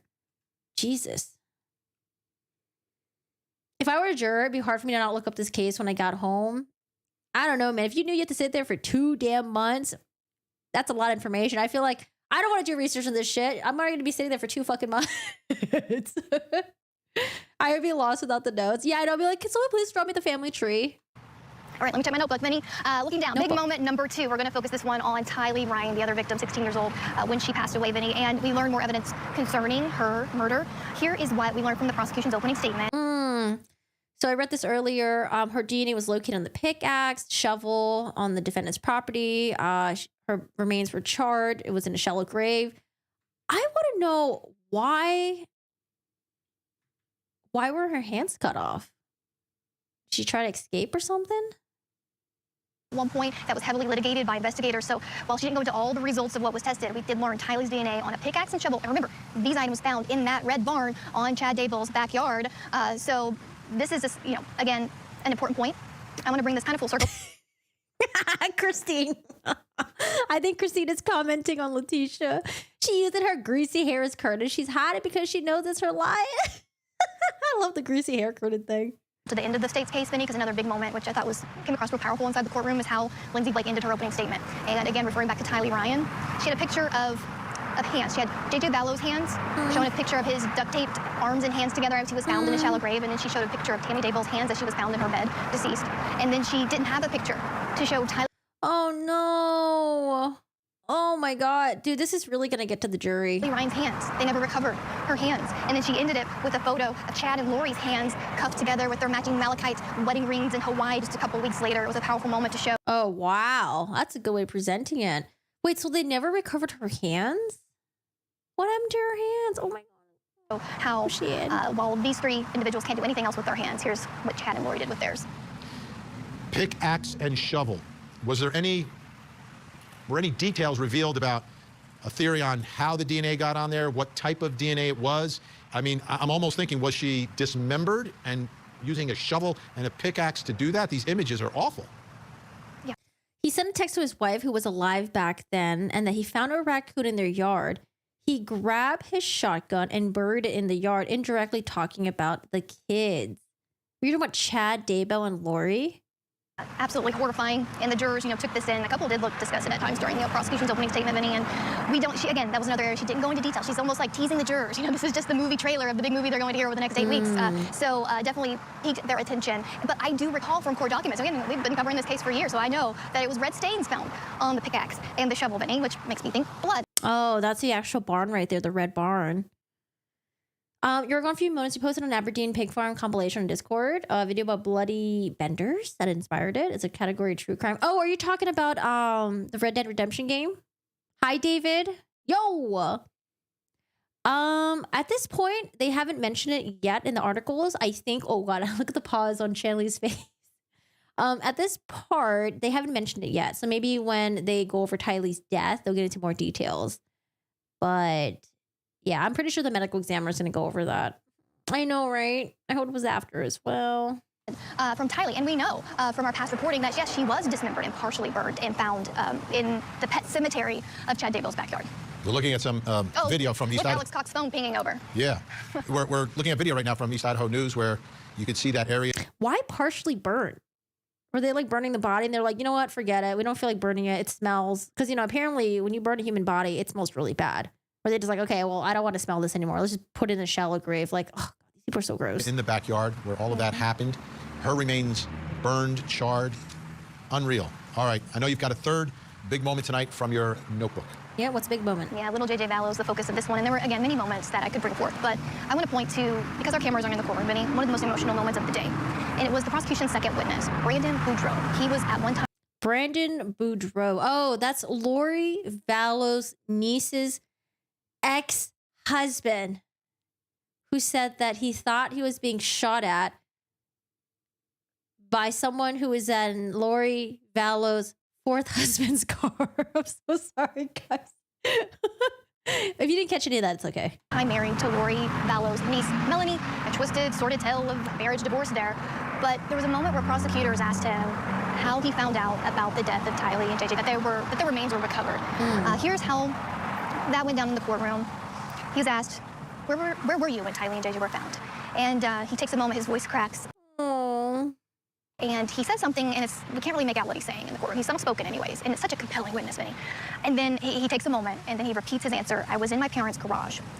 When you became aware of the issue, did you travel somewhere? The prosecutor asked him. He said, again, crying now, tears streaming down his face. I did. The day was the day after my wedding on June 11th. They asked me if I could identify JJ. And again, he's crying. Did you do that? Yes, I did.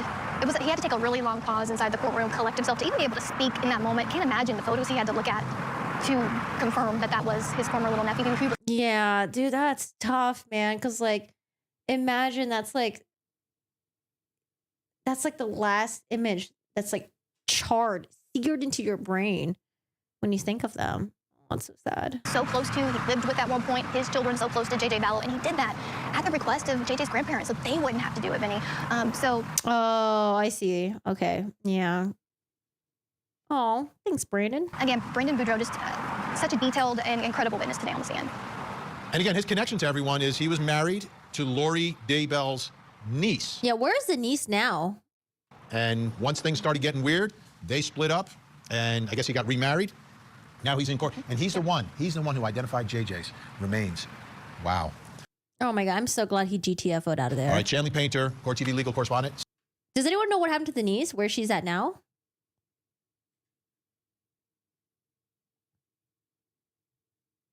Take his moment. Jeez. Okay. How long will this trial last? I hear it's going to be a really long one. Like 2 months plus. Yeah. They're not going to stream it. The judge won't allow them to stream it. The judge says that if the whole thing was streamed, they were afraid that they wouldn't get a fair trial and that lawyers might act nervous in front of the camera or something. And that Lori Vallow may play up her, I don't know, it gives her like a spotlight. I don't know. I wish they streamed it. I hope she's in witness protection.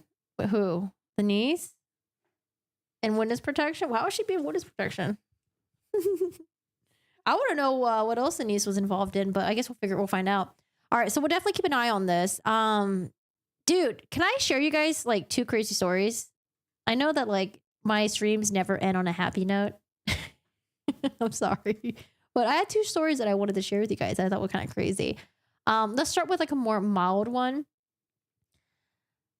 These look like 2 normal ass people. Don't they look like normal people? They look like nice people. I'm just basing off the pictures. They look like normal people. They got a little doggo right there. She got her little, I don't know, Lululemon outfit going on. Maybe she does yoga. They look like normal, decent people. But dog bites customer in the face at Home Depot before owners flee. Victim required face surgery. I don't get why people do this. If your pet does something horrible like this, why would you run away? How was it the person's fault that they got their face bitten off? They fucking just ran away. They just dipped out, acting like Home Depot don't have security cams or anything like that. So I'm sure they're embarrassed as hell right now because they fled the scene. Home Depot workers were trying to help the victim who had their face bitten off, and they had this video footage right here. They took a screenshot, and police just plastered it everywhere, asking for help. Like, who are these 2 women over here? Does anyone know these 2 women? What's their name? They ran away so not to pay a fortune, but this is like, come on now. Video surveillance is like everywhere. You must know that like you're gonna get your face plastered. Like, it's so embarrassing. Hi, Bleep. How are you doing today? There's a little doggo right there. Photos of 2 women whose dog bit a customer at Home Depot. Dude, I bring my dogs to Home Depot. Gotta be careful. That's why I don't let my dogs run other people's dogs, you know? If it's like a big dog, nope. If it's a little tiny dog, sure. Because if my dog gets bit by a small dog, it's not a big deal. But if it's a big dog, I don't know, man. They might run away and I might have to pay the medical bills. And I don't want my dogs to die either. Okay, so law enforcement authorities in Colorado have identified 2 women whose dog they say bit a customer in the face at a Home Depot, causing serious injuries that required facial surgery. Authorities say they were able to identify the women with the help of the public after posting several pictures of them on various social media sites, though they have not released the dog owners' names. Oh my God, so embarrassing. According to the press release,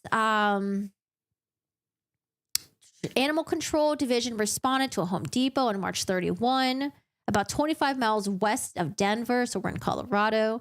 Investigators say the 2 dog owners brought their dog to the home repair retailer as a part of his training regime. How do you pronounce this word? Training regime. How do you pronounce this word? I stepped away from the stove for 5 minutes to use the bathroom. I burnt the sausage and almost set the smoke alarms off. Yo, were you taking a poop? Is that why? Clint, the death penalty has already been taken off the table along with courtroom cameras. Wow, how selfish. They were caught. You haven't heard about the guy who, what? 2 kids? He thought they were reptiles? Oh my God. Dude, if you guys just go through the law and crime stories, like there's a lot of batshit crazy stuff. I would go there when you're having a positive day, and I don't know, because there's some really crazy, horrible things that you read about. She left the dog on the other woman's face, or she did she take the? I think she took the dog with her. Indian food, ooh, delicious. So the 2 owners brought their dog to the Home Depot as a training regime. Dog owners often bring their animals to pet-friendly establishments, such as Home Depot, to help them socialize by interacting with other people and animals. I didn't know people did this. If you have a dog that's aggressive and needs socialization, then don't bring it around anyone. Just leave it at home. Leave your dog at home and let it socialize, with you. Like dogs, people have a thing where they think that dogs need to be social. People have a thing where they think dogs need to socialize with other dogs or other humans. They don't have to. Dogs just chill on their own. If you know they're aggressive or they might bite other people, just let them chill at home. Don't bring them around other people that might potentially get attacked. I don't know. Bring them around your friends or family. Maybe your family members won't sue if your dog bites them. Authorities say the 2 women explained to the victim that they were training their dog and then asked the victim to give their dog a treat. The customer agreed, gave the dog a treat, and then the dog bit the customer in the face. The victim sustained serious injuries and requires facial surgery. Wait, so they told the victim to give the... Okay, so here's the thing. If the 2 women were doing their thing at Home Depot, minding their own business, and some fucking idiot just ran up to their dog like, or something like that, and then they got bit, then I'd be like, oh, you know what? Fuck them. But they asked the victim, like, hey, we're doing a training thing here. Give the dog the treat. And then the dog attacked. No, this is your responsibility all the way. Oh, my God. The customer agreed, gave the dog the treat, and then the dog bit the customer in the face. The victim sustained serious injuries and requires facial surgery as a result of the bite. Wait, guys. Okay, the reason why I'm sharing you this article is because I want you guys to find out what their excuse was. It's the dumbest excuse ever. But maybe I'm just judging a little too much. The dog sat nicely, took the treat gently from her, and then all of a sudden lunged at her face. While Home Depot employees were tending to the wounded customer, authorities said the 2 dog owners took their dog and left without leaving any contact information. Why are people like this? They're so selfish. Investigators announced they had identified the dog owners on Thursday. Okay, let's say, for example, that the reason why they dipped out was because they wanted to protect the dog and they didn't want the dog to be put down. Well, you know what? Have one person flee with the dog then and go to Mexico or something. I don't know. And then have the other person stay behind and leave the contact information and pay for the fucking bills. Authorities said dog owners were responsible for their actions with their pets and clarified how authorities proceed with instances of dog bites. The owner will be held accountable for restitution or in the event of any enforcement action. For dog bites, the dog is quarantined at their home for 10 hours to ensure the dog is not exhibiting any behaviors associated with rabies. According to Dow, the dog owners now claim that the victim was not bitten, but headbutted by the animal instead. Oh my God, they're trying to get out of this. I do want to know, though, because I'm just taking this article's word for it that the victim needed facial reconstruction surgery and they got serious injuries. But now the owners, not only did they run away from the scene, they're like, well, my dog didn't bite her face or their face. My dog merely just headbutted them. Well, if it was just a headbutt, then why would you run away so quickly? It's unclear whether it was a headbutt, basically, or a bite. We're still waiting to get more reports from the doctor's office. I don't know. Maybe it was a headbutt, and then the victim, exaggerated, and they don't really need facial reconstruction surgery. But a headbutt, seriously? I don't know. We have to see how serious these injuries are.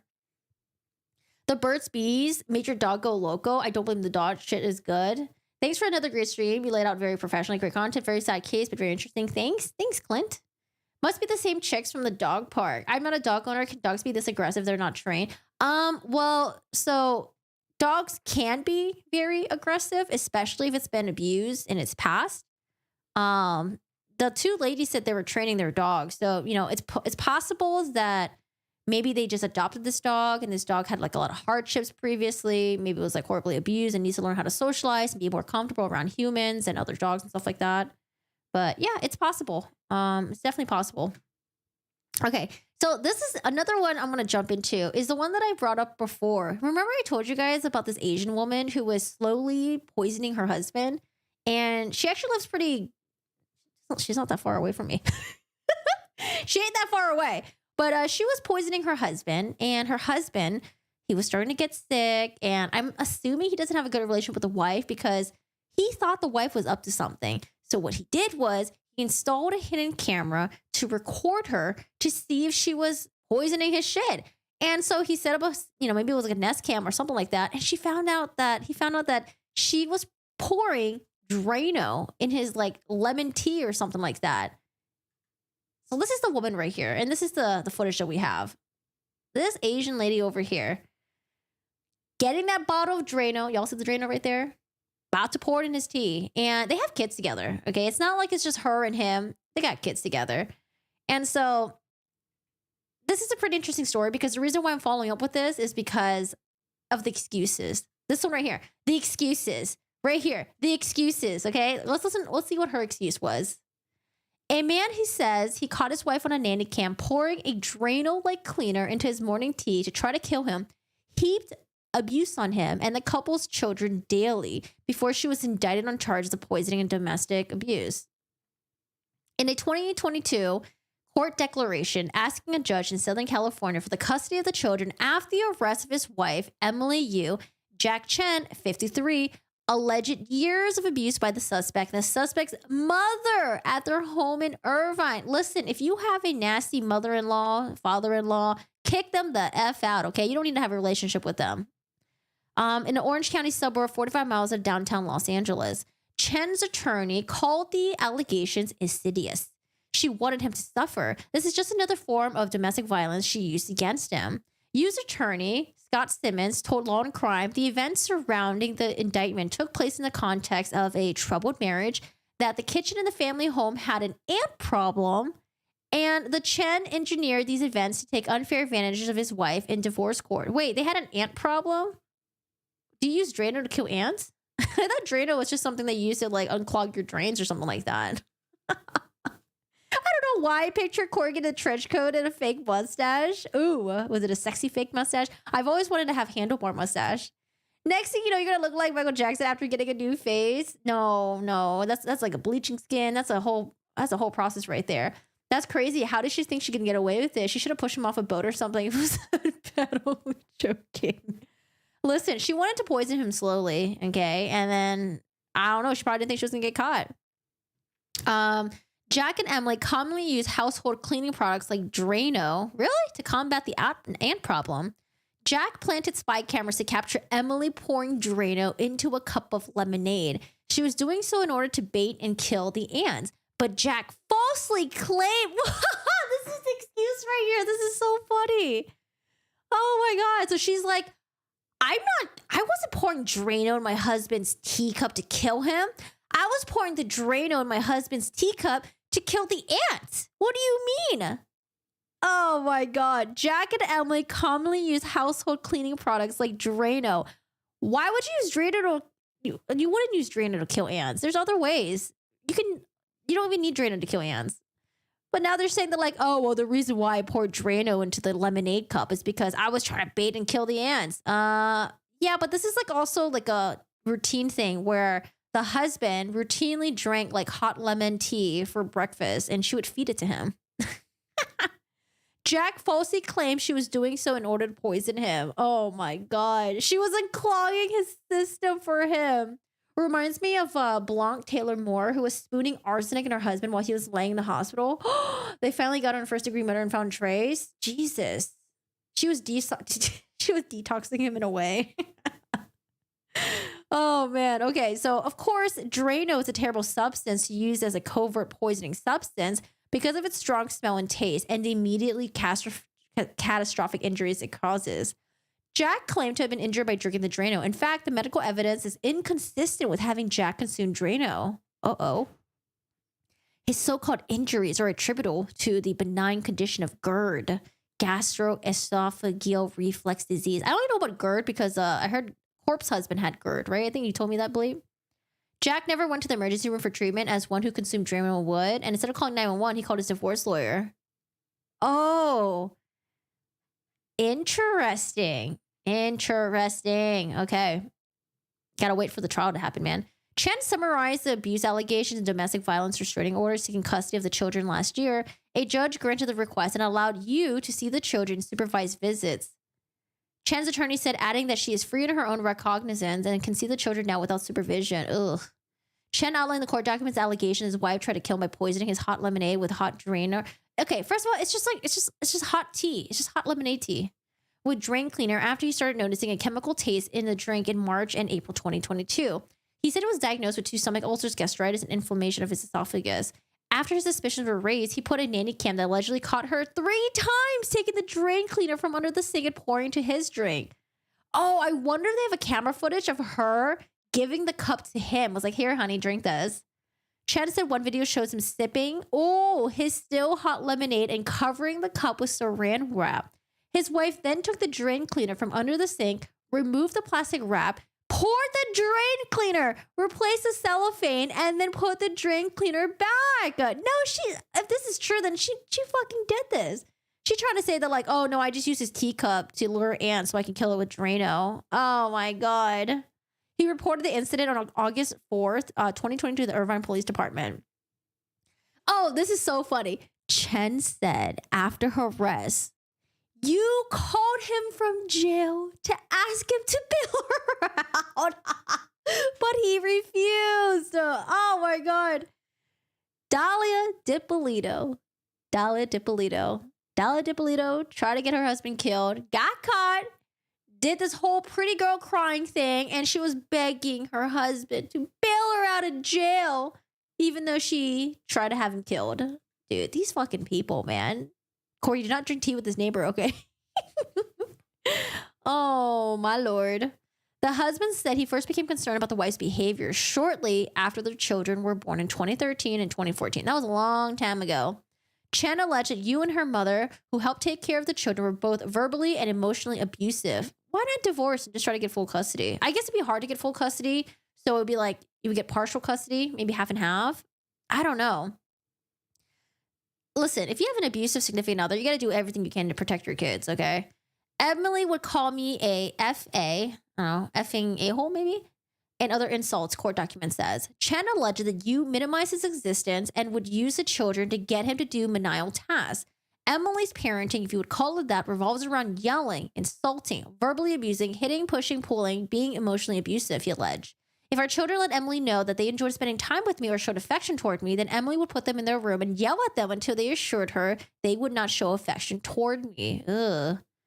When the mother gets frustrated and yells at the children, she'll use a Chinese phrase that translates to go die. How old are the kids? I wonder if the kids can testify against the mom if this is true.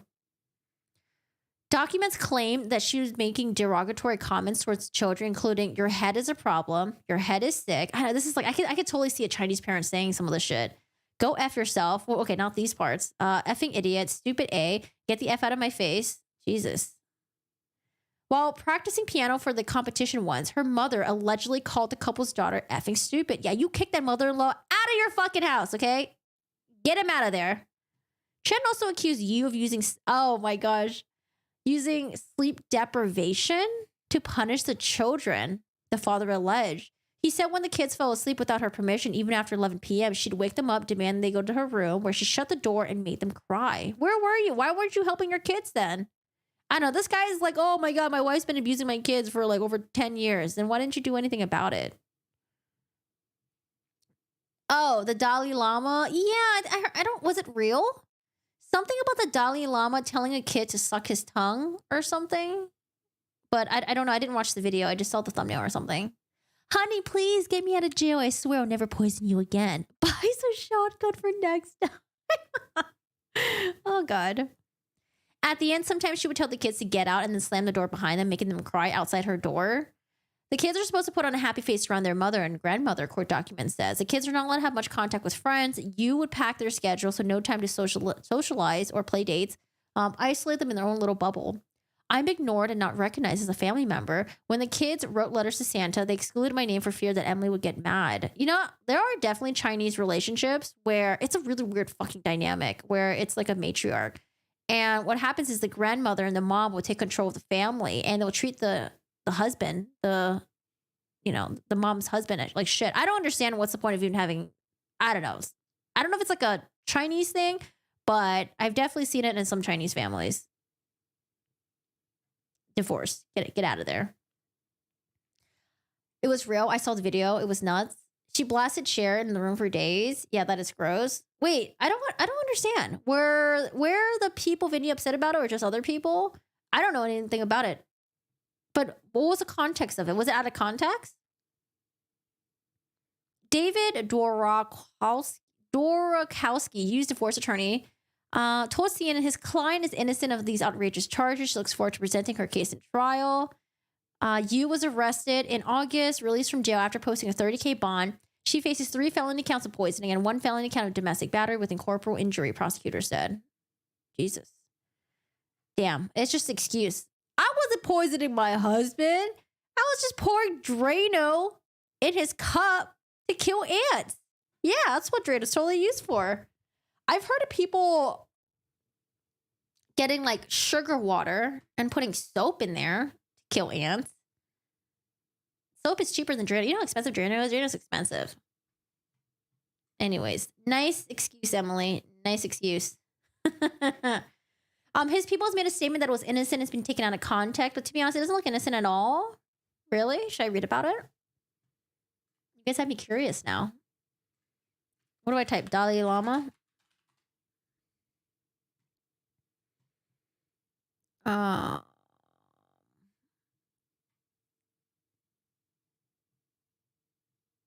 Wait, is it him apologizing for kissing a boy or apologizing for telling the boy to suck his tongue? Is there a video of this? Watch the video. Okay, there's a video. Dalai Lama video. The Dalai Lama apologized on. This is it. He tells the boy to suck his tongue. Is there like a cultural translation for that we're just not getting? A young boy suck might not been able to before the incident. Quote, a video clip when a young him a Hollis we hear meant to say it moment rising more than in. I don't hear anything.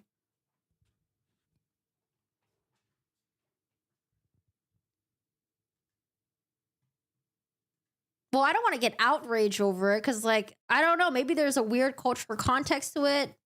I just got to see it first. Okay, Google. Oh, CNN?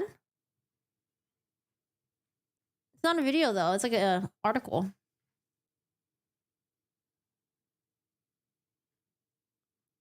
How old is the Dalai Lama?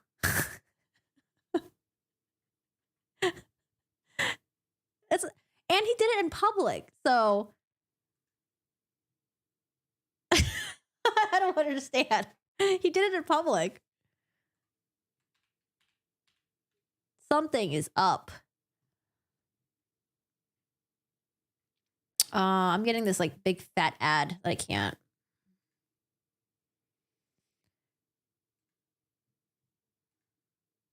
I can't get rid of. How do you get rid of this ad? It won't go away. I'm only getting a little bit of the article. Get rid of this ad. Oh bigger one. Go away.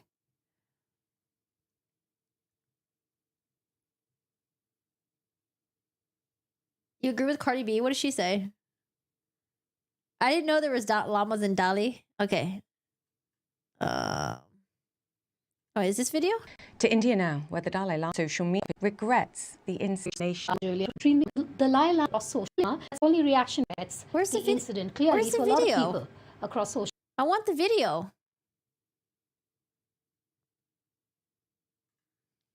Dalai Lama has apologized after and then on February uncomfortable. Many friends are. Did they take the video down? Oh. Yeah. Oh, okay. Then I think finally here also.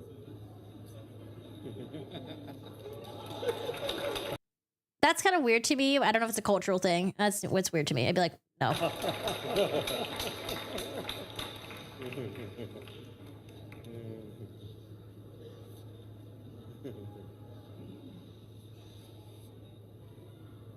I have a question. What is going on right now? Why is there a boy here?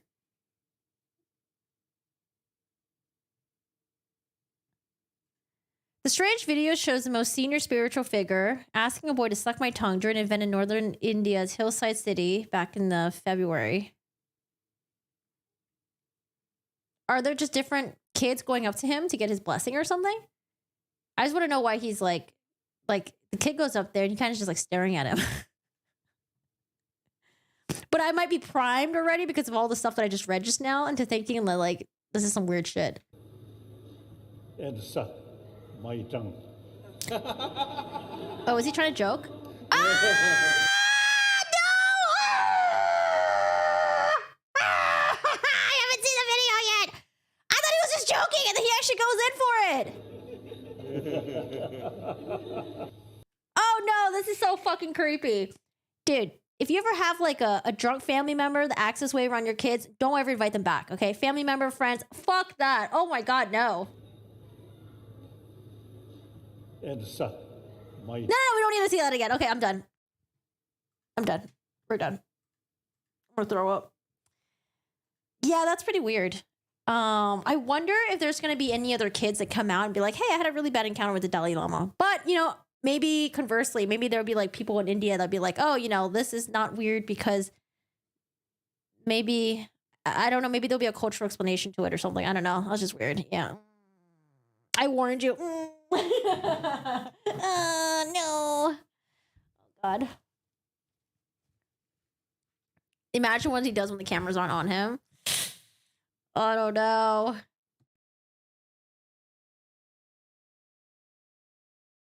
Yeah, that was kind of bad. That was bad. That was pretty weird. What was the apology that he wrote? Dalai Lama apology. Let me see. Was it a good apology?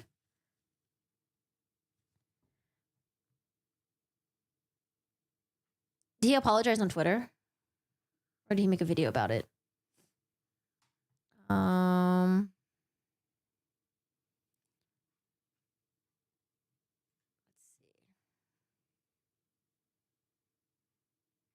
Okay.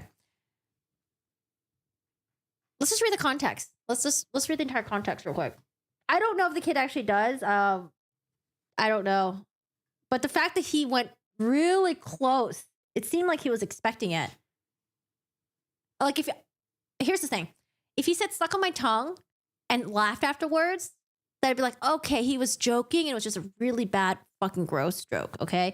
But the fact that he said it, wait a couple seconds, went in, and then yeah, that was crossing the line in my opinion. This is nuts because he's normally a humble dude, but now it's weirded me out. I know, you never know, man. You never know. You never know who a child predator is. Good God. You used to do this in middle school, but with another dude? What? You? With someone that was your age, at least?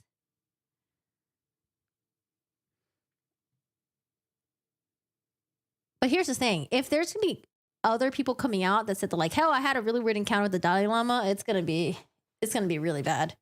Okay, so the Dalai Lama has apologized after he faced allegations of inappropriate behavior after kissing a young boy in the lips. Yeah, I thought that was weird too.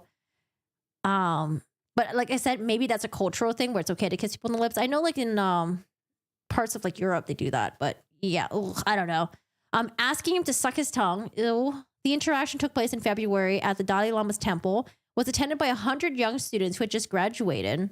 The Dalai Lama Tenzin Gyatso is the holiest figure in Tibetan Buddhism and has lived in exile in India since 1959, when Tibet was annexed from China.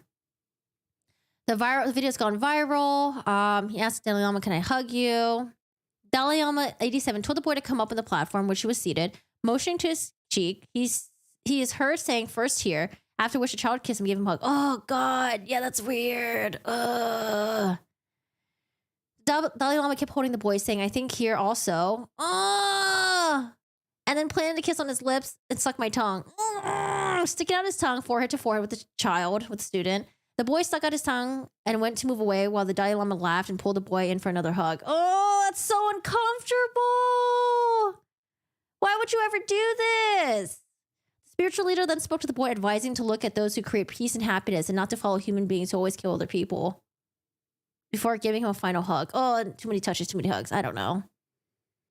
Okay, statement. His Holiness wishes to apologize to the boy and his family, as well as many friends across the world, for the hurt his words may have caused. May have caused. It's not the words, it's the actions. His Holiness often teases people he meets in an innocent and playful way, even in public. No, we can't make that excuse. Like, you can't do that to kids and then be like, "Oh, I'm just teasing them." No, that's fucking weird. His Holiness also teases people he meets in an innocent and playful way, even in public and before cameras. He forgets the incident. That's what. I'm not saying that Dalai Lama is a child predator or a child pedophile. We don't know that. But there are people that certainly are, and they'll cover their actions by pretending to be playful and innocent and stuff like that. No, fuck that. I'm super, super fucking sus of people like that. Does that explore what rabbis do?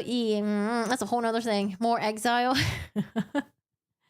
The Dalai Lama has previous controversies. In 2019, he caused an outcry for suggesting the Dalai Lama return as a woman. She should be more attractive. Oh, if the Dalai Lama returned as a woman, she should be more attractive. What? I don't get that one. Okay. All right. Yeah, that's weird. Ugh. Totally got like goosebumps. Ugh. Everyone's laughing, clapping. This is why I'm not on board with anyone making His Holiness. It's like a high-speed train to Cruiseville. Yeah, I think especially for those who've had encounters with, like weird encounters as a kid with inappropriate adults. I think we're all like, ugh. But maybe some of you guys who have not, luckily, that's good. May just think it's just innocent. I don't know. For me, it's like I have red flags all the fucking way. Yes, Dark. I wish to stay delightfully ignorant. Okay, guys, my hands are sweaty right now. Guys, thank you so much for hanging out. I appreciate you guys being here. I'm gonna go to Japan this week. It's gonna be a very last minute trip. We booked it like 2 days ago.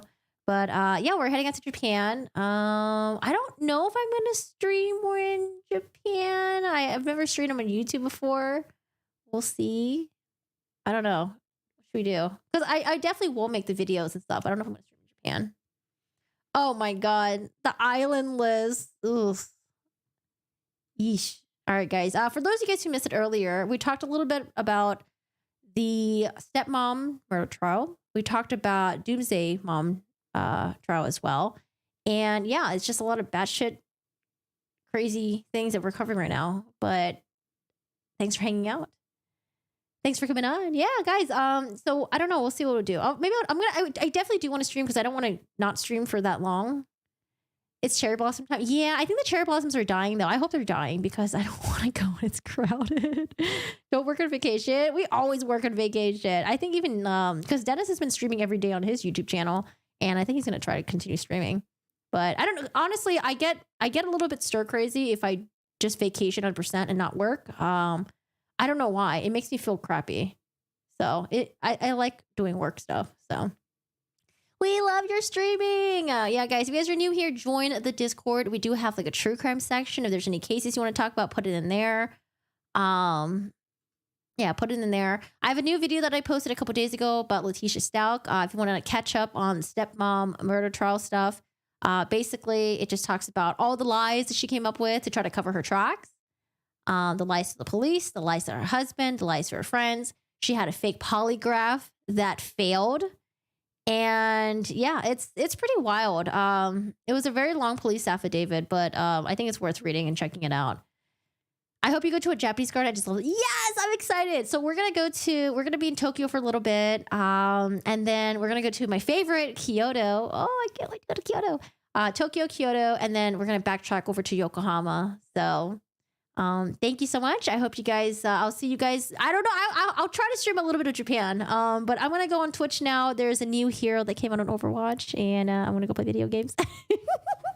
But it was nice hanging out with you guys. Definitely join the Discord, share any of the true crime stuff there. And I'll definitely keep an eye out on, so the Doomsday Mom, Lori Vallow, that's not being live streamed, but it's going to be a lengthy trial. I'm going to try to keep up with all the law and crime articles and all the tweets and stuff like that. And then the Letitia one, I don't think that should be too long, honestly. I don't think the defense is even going to present their case for that for long. So I think like once the prosecution goes, defense will probably go for a little bit and then wrap it up. There we go. Yeah. Bye guys. Thank you so much for hanging out. I appreciate you guys being here. I hope you guys had a good weekend. Happy Easter. And the next time I see you, it might be in Japan. All right. And then also follow my Instagram. I never talk about my Instagram, but I'll try to post all the Japan stuff in my Instagram. So follow my Instagram. My moniker is all the same on all my social media platforms. It's Corgi-san with 2 A's, okay? I couldn't get Corgi-san with 1 A, so I'm a 2A. Bye, everyone. Take care. If you missed the stream, I'll try to post the videos in chunks. I just have to see how long it takes for me to download this. Bye. Thank you. Oh, hi, Moondog. Bye, Queen. Bye, Tam. Bye, 400. Bye, Rain, Coco Bean, Morton, Taxi. I saw Dave here earlier. Leon. Guys, Clint, Taxi, Leela Love. I appreciate you guys being here. And have a